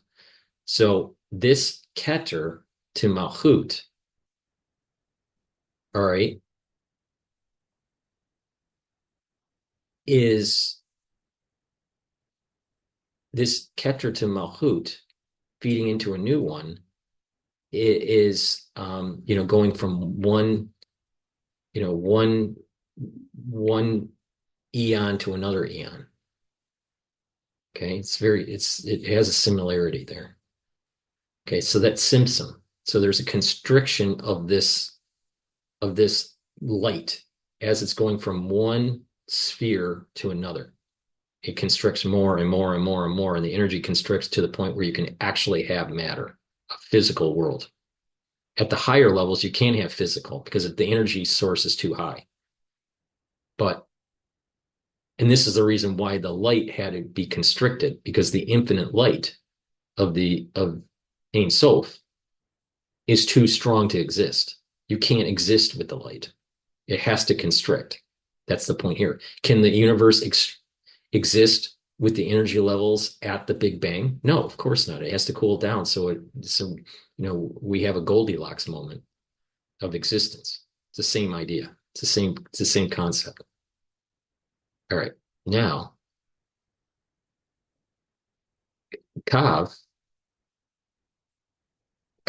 is this light. This is the beam of light going into the spheres. Halal is the space after the Great Leap happened, after Dilug happened. So you had the infinite light, you had this great Simpson, the great contraction, which is Dilug, and what is left is a space of a void called Halal. All right. And then you have Kav going into the Halal to energize it, to create a kind of a frequency. The Sephiros is this. A Sephirah is a component of the Sephirot. All right. Okay. So that's the vocabulary. Now, there are different components, and this can get really complicated. I'm going to give you just an overview here. So you have Keter, Chachma, so you have crown, you have wisdom, you have understanding, you have mercy, severity, beauty, victory, splendor, foundation, and kingdom. All right. And as you can see that, there is the crown, which is the top, and then you have the bottom, which is the kingdom. And kingdom kind of is physical, right? A crown is trying to reach up to the infinite. If you look at a crown and it has points on it, it's trying to reach to the infinite. So there is this infinite aspect, and then there's the physical aspect. And each one of these is a world. Each one of these are attributes for a world. And this right here, like I said, from this point here to this point here is a world. And each one of these concentric circles or concentric spheres getting the Kav, this beam of light, is one of these attributes. So this is the upper world with Keter. This is wisdom. This is understanding, and going all the way to Malchut. And then Malchut of the upper world will feed into Keter of a lower world. Okay, so that's the whole point. And that the energy level of the Kav gets more and more constricted to allow for matter to materialize. Okay, now you have God's name, which is Yud, Hey, Vav, Hey. Okay. And you have these four different worlds: Atzilus, Bria, Yitzhara, and Asiya. And you can get in, depending on remember I said there was different Kabbalistic schools of thought. and depends on what you're mapping, depends on, what aspect you want to learn here. There is a summary Sephiros and then a detailed Sephiros. Now, from the summary Sephiros, if you only want to represent all the worlds with one, because this is fractal, if you want to represent all the worlds in one Sephiros instead of individual worlds with individual Sephiroses, then you would use this column here. And that would mean that Chachma is here, is wisdom, and that would represent Atzilus. Bina represents understanding, which would be Bria. And you have these attributes here, all these attributes here to represent Yetzirah, and then Malchut would be Asiya. That's using that's one school of thought. All right. If you wanted to represent the four worlds in one, if you want to map four worlds into one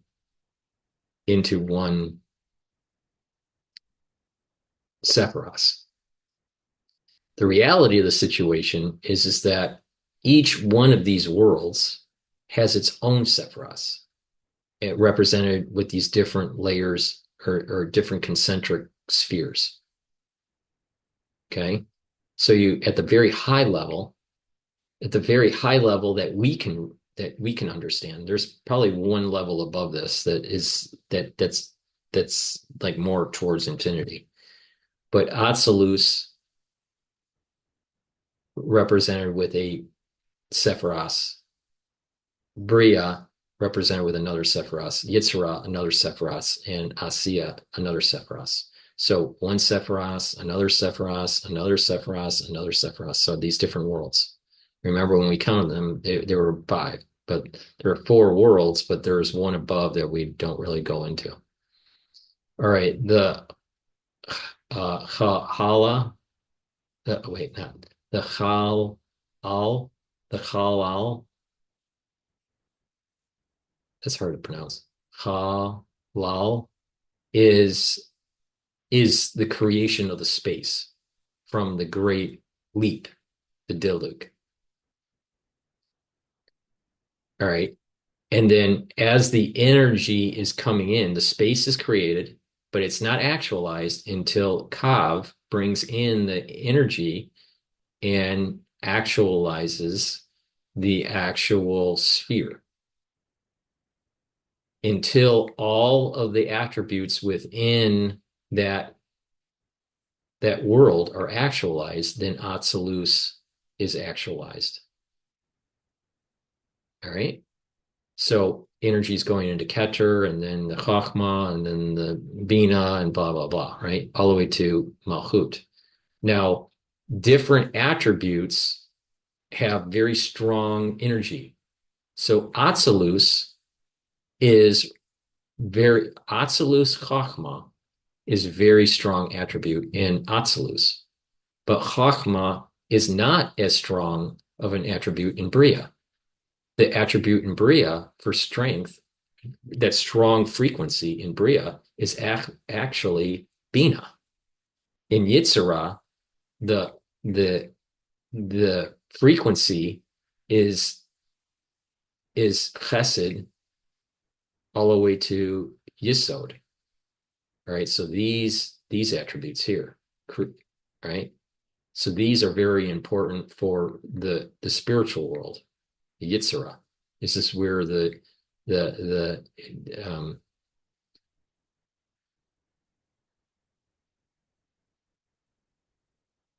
all these are spiritual worlds. These 3 are spiritual worlds, but this is kind of like more of what we would call angels. But you have souls and nishomas that can actually go higher than this. But the point here is that Yitzhara's attributes are an amalgamation. The strength attributes, all right, the attributes that have the highest frequency are right here. Bria, this is the attribute for Bria, frequency, and this one right here is the frequency for Atzilus. So not all of they're all important, but one attribute is very strong depending on which world you're in. Now, Asiya, which is our universe, the material universe, it's Malchut, which makes sense because that's the lowest level. All right. So you have Kav coming in and flowing into these different attributes, creating the universe, actualizing the universe. And then Malchut of Atzilus feeds into Keter of Bria, and that flows through and actualized. Then Bria is fully actualized, and then Malchut of Bria feeds into Keter of Yitzhara and actualizes Yitzhara. So this is the energy flow. Okay. And then the same thing, Malchut of Yitzhara feeds into Keter of Asiya and then actualizes to Malchut. Now, in fractals, you can kind of see something very similar where you have a higher energy level going through a symptom that goes into a lower energy level that goes into another lower energy level and a lower. And if you zoom in to this, it's a fractal. It gets smaller and smaller and smaller and smaller and smaller, right? So this right here is a small representation of this.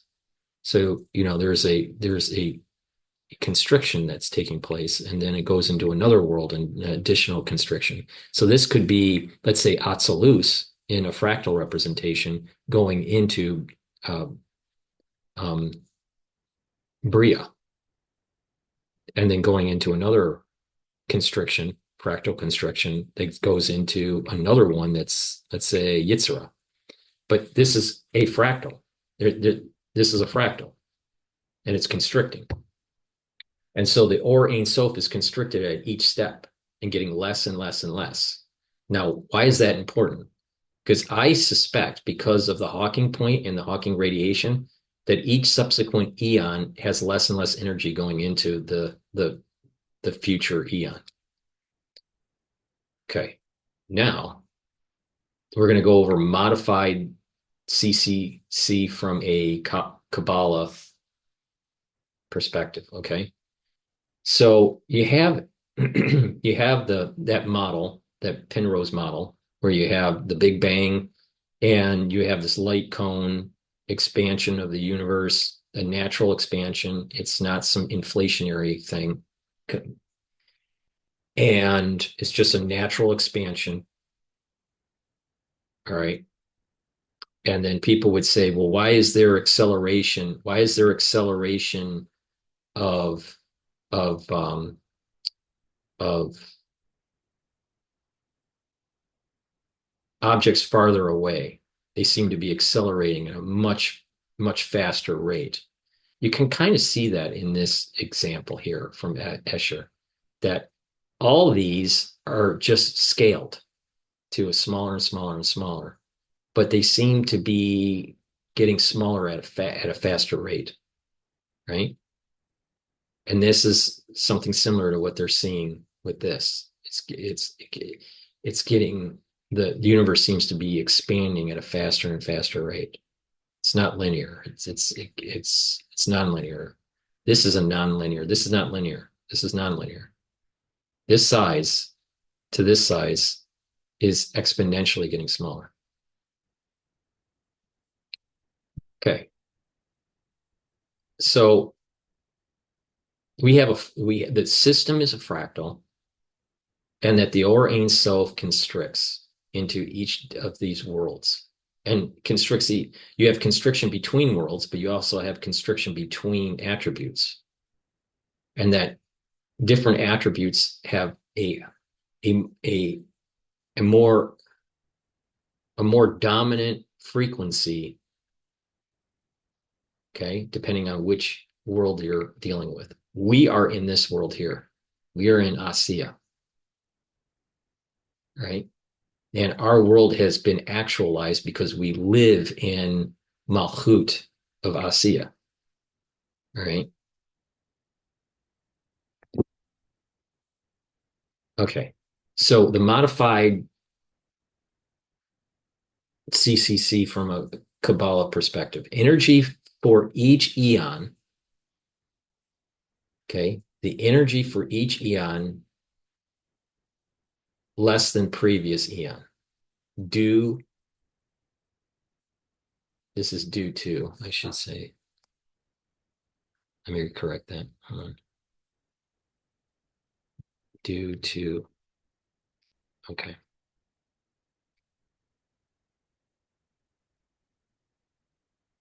Okay. So for each eon, okay, you have an eon, each eon or eon.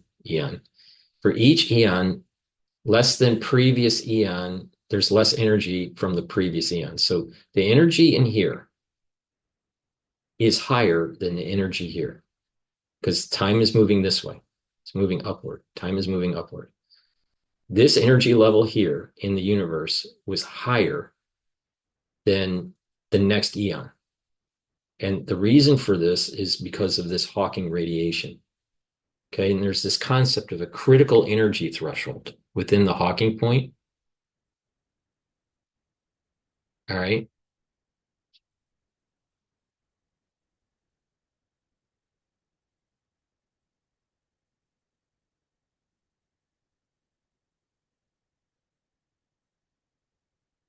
There's a critical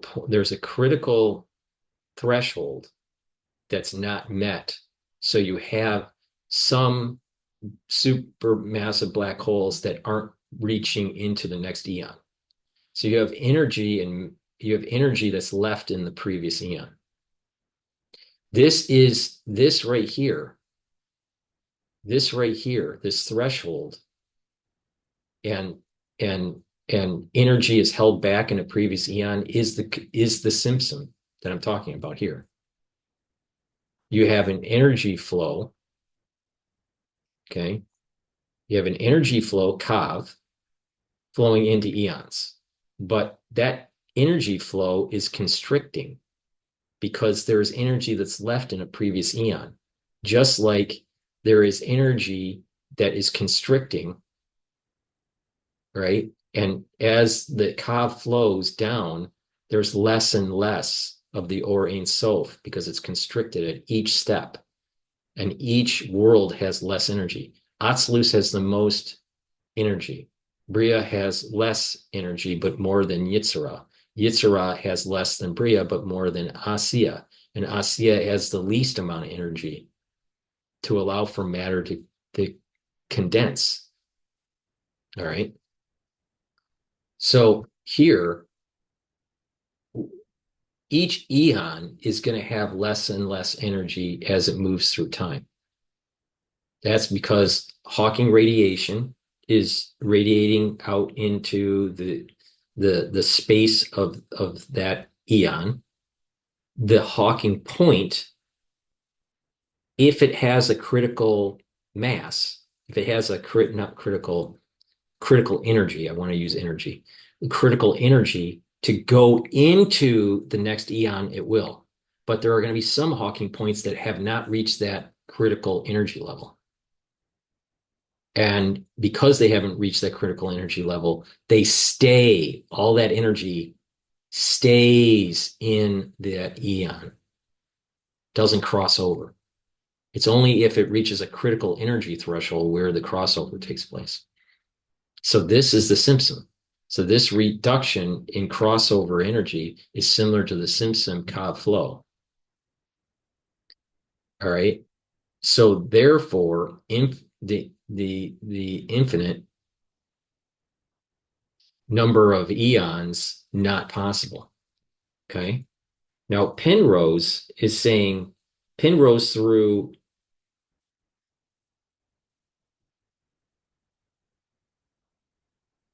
Penrose proposed that each one of these eons goes on forever, goes on to infinity.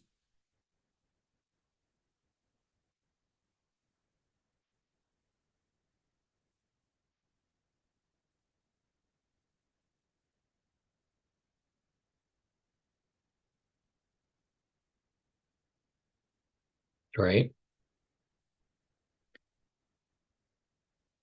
Goes on forever, and that if you go back in time, it's been going on forever in negative time.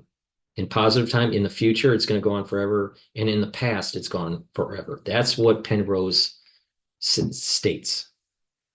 I am stating something quite different, right? Because of the Simpson Cobb flow and this critical energy threshold not being met in some of the black holes in a prior eon.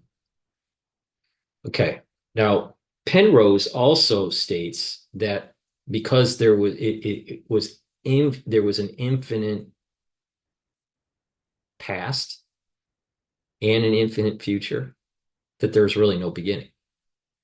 Now, I disagree with that because according to Kabbalah, there had to be an original Big Bang. All right. That original Big Bang is at assuming that there's not another world above Atzilus, because there might be, and so the original Big Bang might be in there. But let's just assume that there's not another world above Atzilus, okay? Because it gets into a Kabbalistic concept that I'm not familiar with.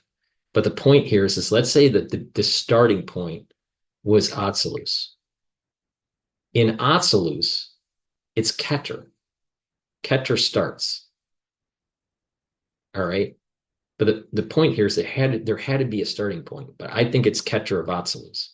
So the GETTR of Atzilus, all right, is the beginning of the Ka flow to start to actualize the GETTR sphere of Atzilus until all the attributes of Atzilus are activated.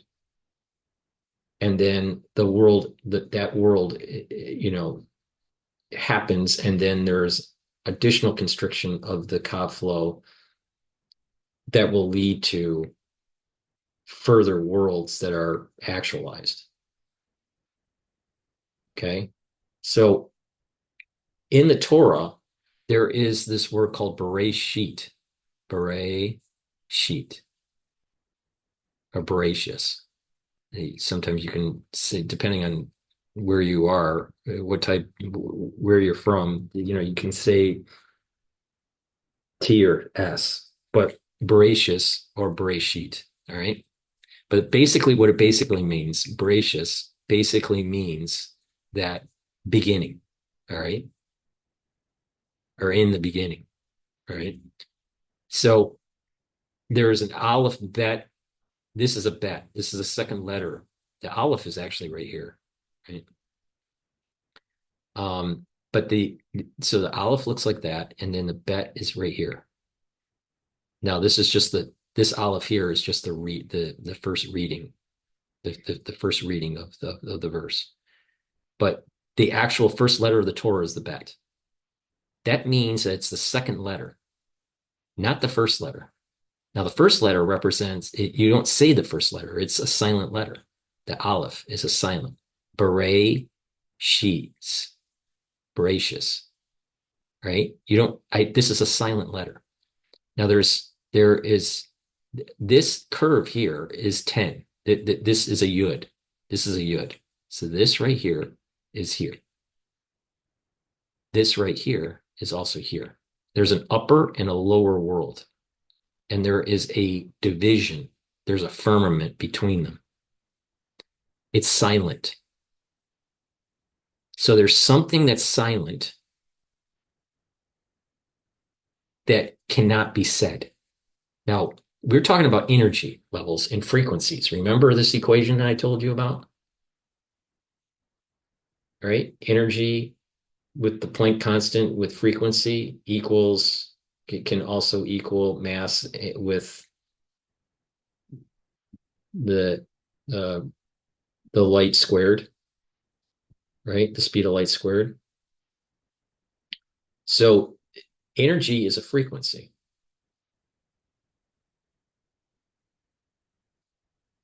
A frequency is also sound. Sound is a frequency. So in the beginning, there was sound. Before the beginning, there was no sound. That's how you interpret this. Aleph, which is the first letter that is not mentioned as the first letter of the Torah, but the first letter of the alphabet, it's silent because in the before the beginning, there was silence. And in the beginning, there was the great leap.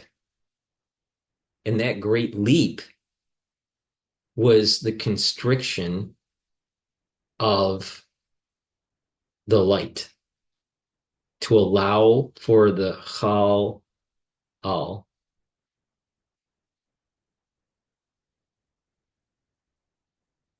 to form, which is the space of the spheres.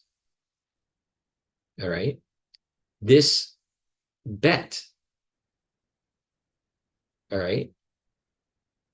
Now think about it. It's called a bet. A bet.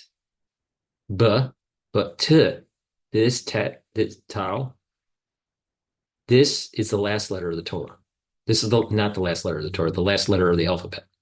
Last letter of the Torah, I believe, is the Lamed. But what I'm saying is very deep. In the beginning, before the beginning, there was silence. In the end, there's a t sound. So bet. In the beginning, there was the speaking of the letters. The speaking of the letters is a frequency to actuate the actual spheres of each of the worlds. So each world can come to an existence. So Aleph, silent. In the beginning, before the beginning, there was silence. Then there was a frequency that was spoke. And that's the Kav flow in the different spheres. Bet basically is the sound b is the second letter of the alphabet, but bet, the name of the letter, encompasses the bet and tau. So this right here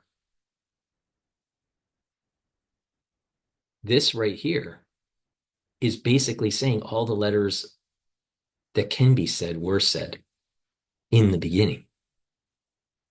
B, bet. Even the way the way it happens in the mouth, when you say it, b, t, bet. It's changing the way the air is flowing out of your mouth and the way you're changing your tongue. B, it's with the lips, bet. And you're changing, and it's coming through it's how do I want to say this? It's doing a full Bereshit or Bereshit. The first letter of the Torah is speaking all the letters. It's creating all the worlds. There's a great constriction. Okay. 1, 2, 3, 4, 5, 6. Okay, now, all right, so we have here the bet. In the beginning is delineating before the beginning and after the beginning, right? There's a wall here. Remember, Aleph is silent. In the beginning, there was nothing. There was no frequency. There was nothing in existence. The bet, it's as if a mouth is pushing out bet. You're using the lips. It's like you're pushing out sound. It's like pushing breath into the world. The kav is flowing into the spheres. Okay. This wall here is saying you can't go beyond the beginning. You will never be able to know before the beginning, which in what I am saying is you don't know anything above Atzilus and Keter. You can't know that above this. You can only get to Atzilus Keter. So Atzilus Keter is right here. It's this point here at the very start of the Torah. This is the very start of the Torah. This line here. Okay. You can't get there. Now, what's interesting is a bet also has a little bit of an appendage at the end. There's a little step, right? So what's interesting here is that you have kind of um, a little bit of a hint that there is something flowing from the beginning into Atzilus Keter, this little appendage that's coming from some silent thing that's dealing with two upper and lower, something to deal with an upper world and a lower world that has a firmament. Okay. But this point here is an appendage or a little bit of an energy flow from the silenceness of it. But you won't, that's where the Kav flow is above Atzilus Keter. All right. But us as humans can never go beyond this wall. We can never know what Atzilus Keter is. Okay. So as the bet sound, you're kind of like breathe, it's like a forceful sound. Is bet, beret, beret, beret, beret. Okay. So you're pushing air out, just like flow of energy is going into the different spheres. So this is happening at Atzilus Keter. The point here in the first letter signifies if the point is there, it's a b sound. If the point is not there, it's a v sound. Now think about that for a sec. Point, b, no point, v. B is pushing breath out. V is kind of like it's like kind of almost chaotic. So at the singular point, the original singular point, it was smooth.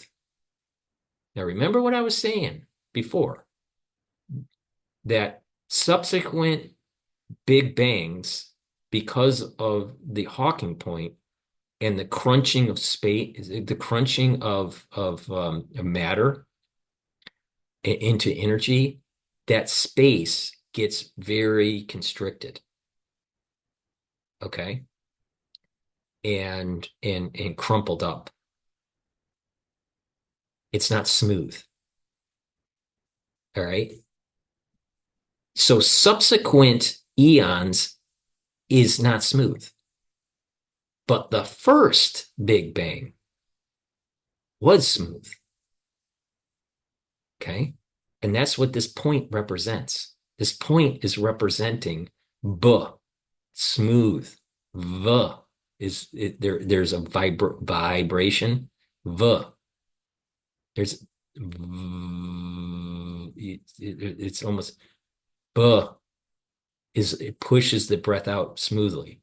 But with a V sound, with no point, there's a vibration. So there's some sort of perturbation within the space energy field. It's chaotic. It's twisted. And that's what Penrose is saying. Penrose is saying that at these points for the eons, it's chaotic. But the first Big Bang was smooth. Okay. So this point here, this point is the first letter. It has a boundary, so you can't know what was before the beginning. And this represents Atzilus Keter. And this point here is the smooth Big Bang that went into Atzilus GETTR. So this is the point that is representing the original singularity, the start of all the worlds. The start of all the worlds at this point here, right, is right there. It's right there. All right. Now the first letter of the Torah, the backing signifies you can't know anything beyond that. All right. So that's the big takeaways. So there had to be an original Big Bang that was smooth, way in time. Now, if we count this, if I'm right, you have 10 systems. You have 10 systems. You have 10 attributes for each world, and you have 4 worlds. All right. You may have an upper world that deals with the Aleph and not the Bet. All right. We're not going to get into that world. We're not going to get into that because I don't understand the Kabbalah on that. But with this, you have 10 attributes for each world. You have 4 worlds. That means you have 40 constrictions. You have 40 spheres, 40 individual constrictions, lower symptoms. You have the big constriction that created the space, the deluge. But then you have individual symptoms with this Kav flow that gets smaller and smaller and smaller with this Or Ein Sof, this energy field starts to get more and more constricted. So you have 40 of these. So my understanding is here that at most you will have 50 eons. At most 50 eons. It's very possible that you only have 40. Okay. It depends on if there's a world above Atzilus. But that is beyond what we can know because that's the Aleph and that's beyond this border. So I'm going to assume that it's 40 world, 40 eons, okay, or constrictions, but not all eons are similar. More eons are more and more energetic. All right. Now, it's possible that we have 50 eons, but let's go with 40. So 40 to 50. Not sure. But not all the eons are similar. These eons in Atzilus, if we had eons in Atzilus, Yitzhak, Bria, they would be at a higher energy level that doesn't create matter. It's more, and they probably are formed quicker. Okay. But they're similar. There are eons that are in these different worlds. All right. Each one of these can be an eon. All right. But they are happening quick because they're like pure energy. But that energy is at a lower intensity as you go down the chain here. Now you get into our world of material. Now these eons are going to be closer to these types of eons where there's matter. Okay. Gets closer and closer to matter. Now there's 2 types of interpretation. GETTR of Asya would be more energetic than Malchut of Asya, therefore less matter, more energy. Malchut of Asya is more matter, less energy.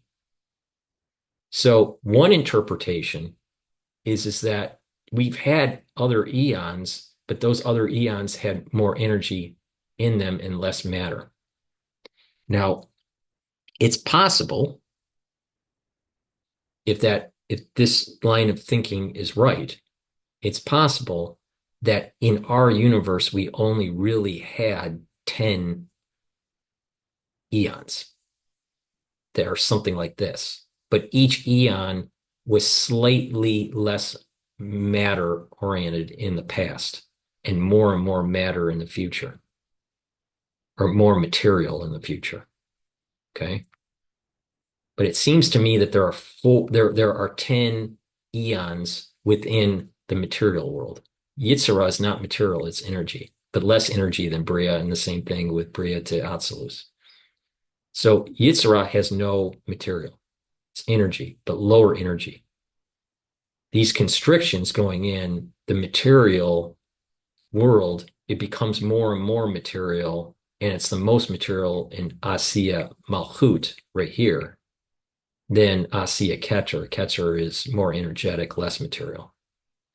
So the interpretation is that we have 10 eons that are more like this with matter,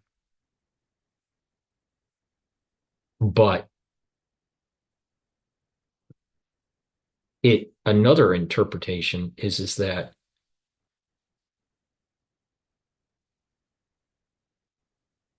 we only have one. We only have one fully material eon. And that subsequent eons were just too energetic to be able to consolidate the matter. So I'm not sure if we had 10 eons in Asiya, or we really only have, let me rephrase that. I'm not sure if we have 10 eons in Asiya that are material, that have material, or we only have one eon that is material, and the subsequent eons were less material and more energetic, up to the point where you could have no material at all. So either 10 or we only have one. The point here is that what eon are we in? All right. I'm diverting from Penrose and saying that there was a beginning, and that started at Atsilus GETTR, and that was smooth, and it was a smooth Big Bang because of this point that's in the Bet, the first letter of the Torah. And that was the first eon, but it was a super energetic eon that did not have material. Okay. Now, there was lots of different eons, lower and lower energy levels, constriction, more and more, up to the point where we're in the material world. And that we may have had 10 eons. Each eon became less and less energetic, which makes sense because of the Hawking point radiation dissipation and the critical energy requirement for the Hawking point to go over to the crossover. So it'd be less and less energy, and each eon becomes more and more material. So we may have had 10. Now, according to Kabbalah, we are in the Malchut of Asiya. That means that there are no future eons. So are we in the last eon is the question. According to Penrose, future births / deaths of eons go on into infinity. According to Kabbalah, we should be in the last eon because of Asiya Malchut. Eon has formed, in that the tikkun, or the repair process, this is the reason why there's mitzvahs. The tikkun process is to try to elevate this constricted energy that created the breaking of the vessels. The idea is to elevate it out. So there's supposed to be a reverse process. So what we did is we talked about a forward of time. But according to Kabbalah, we're at the last eon, and that there should be a reversing of time. Maybe not reversing of time is a good way to say it. We're supposed to elevate the breakage of these Hawking points into a new eon, we're supposed to elevate them back up. So the idea in Kabbalah is this. There was a Simpson through the Kav flow that constricted the Or Ein Sof, the light of the infinite, right? There was this constriction. They became less and less and less until it became in the material. And in the material, it stops at Asiya Malchut, this point here. The whole idea is to elevate the material world into the spiritual world by observance of certain types of ways of life. Now that's a spiritual way, but of maybe of what the universe is going to do. And I'm wondering, and this is it's just food for thought. Kav flow may actually go in reverse after something happens in our universe, that the energy actually starts to flow back up. I'm not sure if this is a fixed situation or what, but there is this tikkun that's supposed to take place to repair the breakage of the vessels. This light flow going in, there's supposed to be a tikkun process to allow for it, for everything to elevate back up to absolutes of Chachma, because absolutes of Chachma is the main attribute for Atzilus. Absolute and Atzilus is the same thing. Depends on the way you say the last letter of the Hebrew alphabet. But Atzilus, Chachma, is the strongest attribute of the Atzilus. So this tikkun process is supposed to repair and elevate it up into Atzilus of Chachma. Now there is some GETTR thing going on with above Atzilus that I don't understand. I don't understand it. I'm not knowledgeable enough to understand it. But the thing is that this thing here seems to say that each eon there's less energy, and that according to Kabbalah, we are in the last eon, and that there's supposed to be some sort of reversal that's taking place through the tikkun process. Now, there's a reverse Kav flow, and instead of, because there's a reverse Kav flow, is there this Or Ein Sof that becomes unconstricted as it moves upward? And then everything collapses back into Chachma of Atzilus? I don't know. But at least with this, there seems to have been a smooth Big Bang that's not a Hawking point. So there was a start. That each eon has less energy because of this critical energy threshold. And that's true with the Simpson in Kabbalah. And it seems to me that we're in the last eon because we're at the Asiya Malchut to begin the tikkun process. So, are we in the last eon? Basically, this question is unresolved because we do not know if our universe has the critical energy at the Hawking point for the next eon crossover. So if this is true, and this is true, we're in Asiya Malchut, then there's not going to be a new eon. We're in the last eon. Now, I know this sounds very crazy. It's deep. It's hard to understand. It's hard to even present. It's going over concepts that go against the grain of some thought processes that we've been told in school and in the sciences. But let me just review really quickly here. All right. So Penrose comes up with a theory, CCC. And the idea is that there are hotspots within the CMB map of Hawking points. which are points that are derived from supermassive black holes that go over the crossover into a new eon. And that these hot points, we're actually seeing that crossover from the previous eon.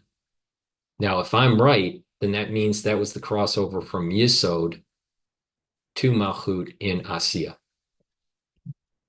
Now, Penrose, also said that, standard cosmology, you can do infinite compression and infinite expansion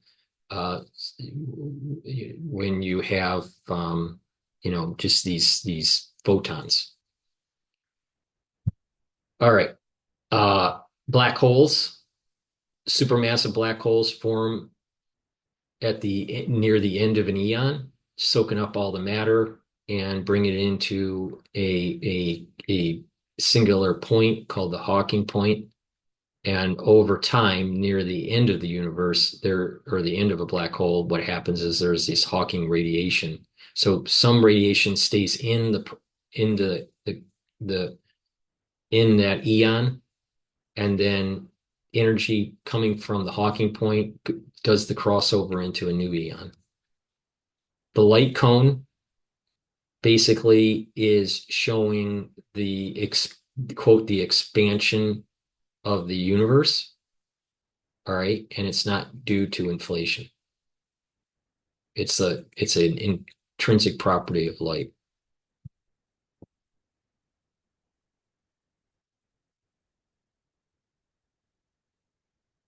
That light wants to spread apart. That's the point. You don't need the space to expand.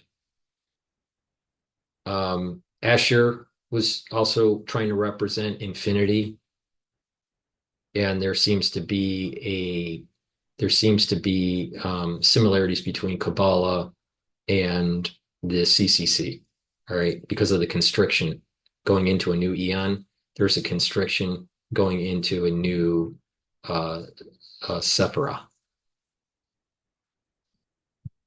The key concepts of Kabbalah, you have the Or Ein Sof, the light of the infinite, Dilug, which is the great leap, where you have the big constriction to create space, and that space is called the Chalal. Then you have energy source, a constrictive energy source feeding the Chal. Wait, it's hard to pronounce. You have the Kav, an energy source that's flowing into the Chalal to actuate, to energize each of the attributes.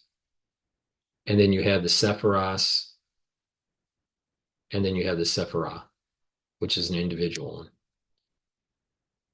And, each one of these represents another concentric sphere. And they're divided into worlds. From here to here is a world. From here to here is a world. And these worlds are Atzilus, Bria, Yitzhara, and Asiya. Asiya is the material world. And this is very similar to a fractal, where you have constriction of energy or space leading to, some sort of an emergent behavior. In this case, restrict energy that leads to a material world. The question is, what's going on with these eons? It seems to me that there's a critical energy threshold with the Hawking point, and that there's energy that's left over in a previous eon, very similar in Kabbalah. And that in the remote past, there weren't infinite eons. There was an original, and that original is coming from Atzilus Keter, and it's a smooth Big Bang, not a rough Big Bang. All right, and that's important cosmologically, because smooth smooth is not coming from a Hawking point. There wasn't a how do I want to say this? It didn't constrict from a prior eon to be able to blow up into the crossover of another eon. It just it was a singular point that that came out. That just came out. Now, string theory and membranes and all this, or the smashing of energy touching each other creates a point, and then they can come out. Who knows? But according to Kabbalah, it started smooth because of the way the letter bet b sounds. It's not v without the point. It's v. V is rougher. It vibrates.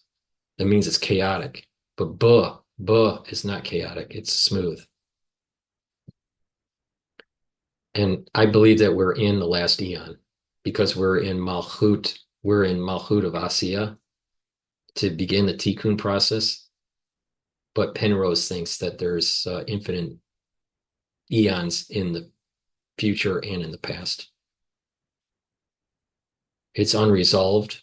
If I'm right, then the Hawking point in this universe that we're in will not reach the critical energy to cross over to the next eon.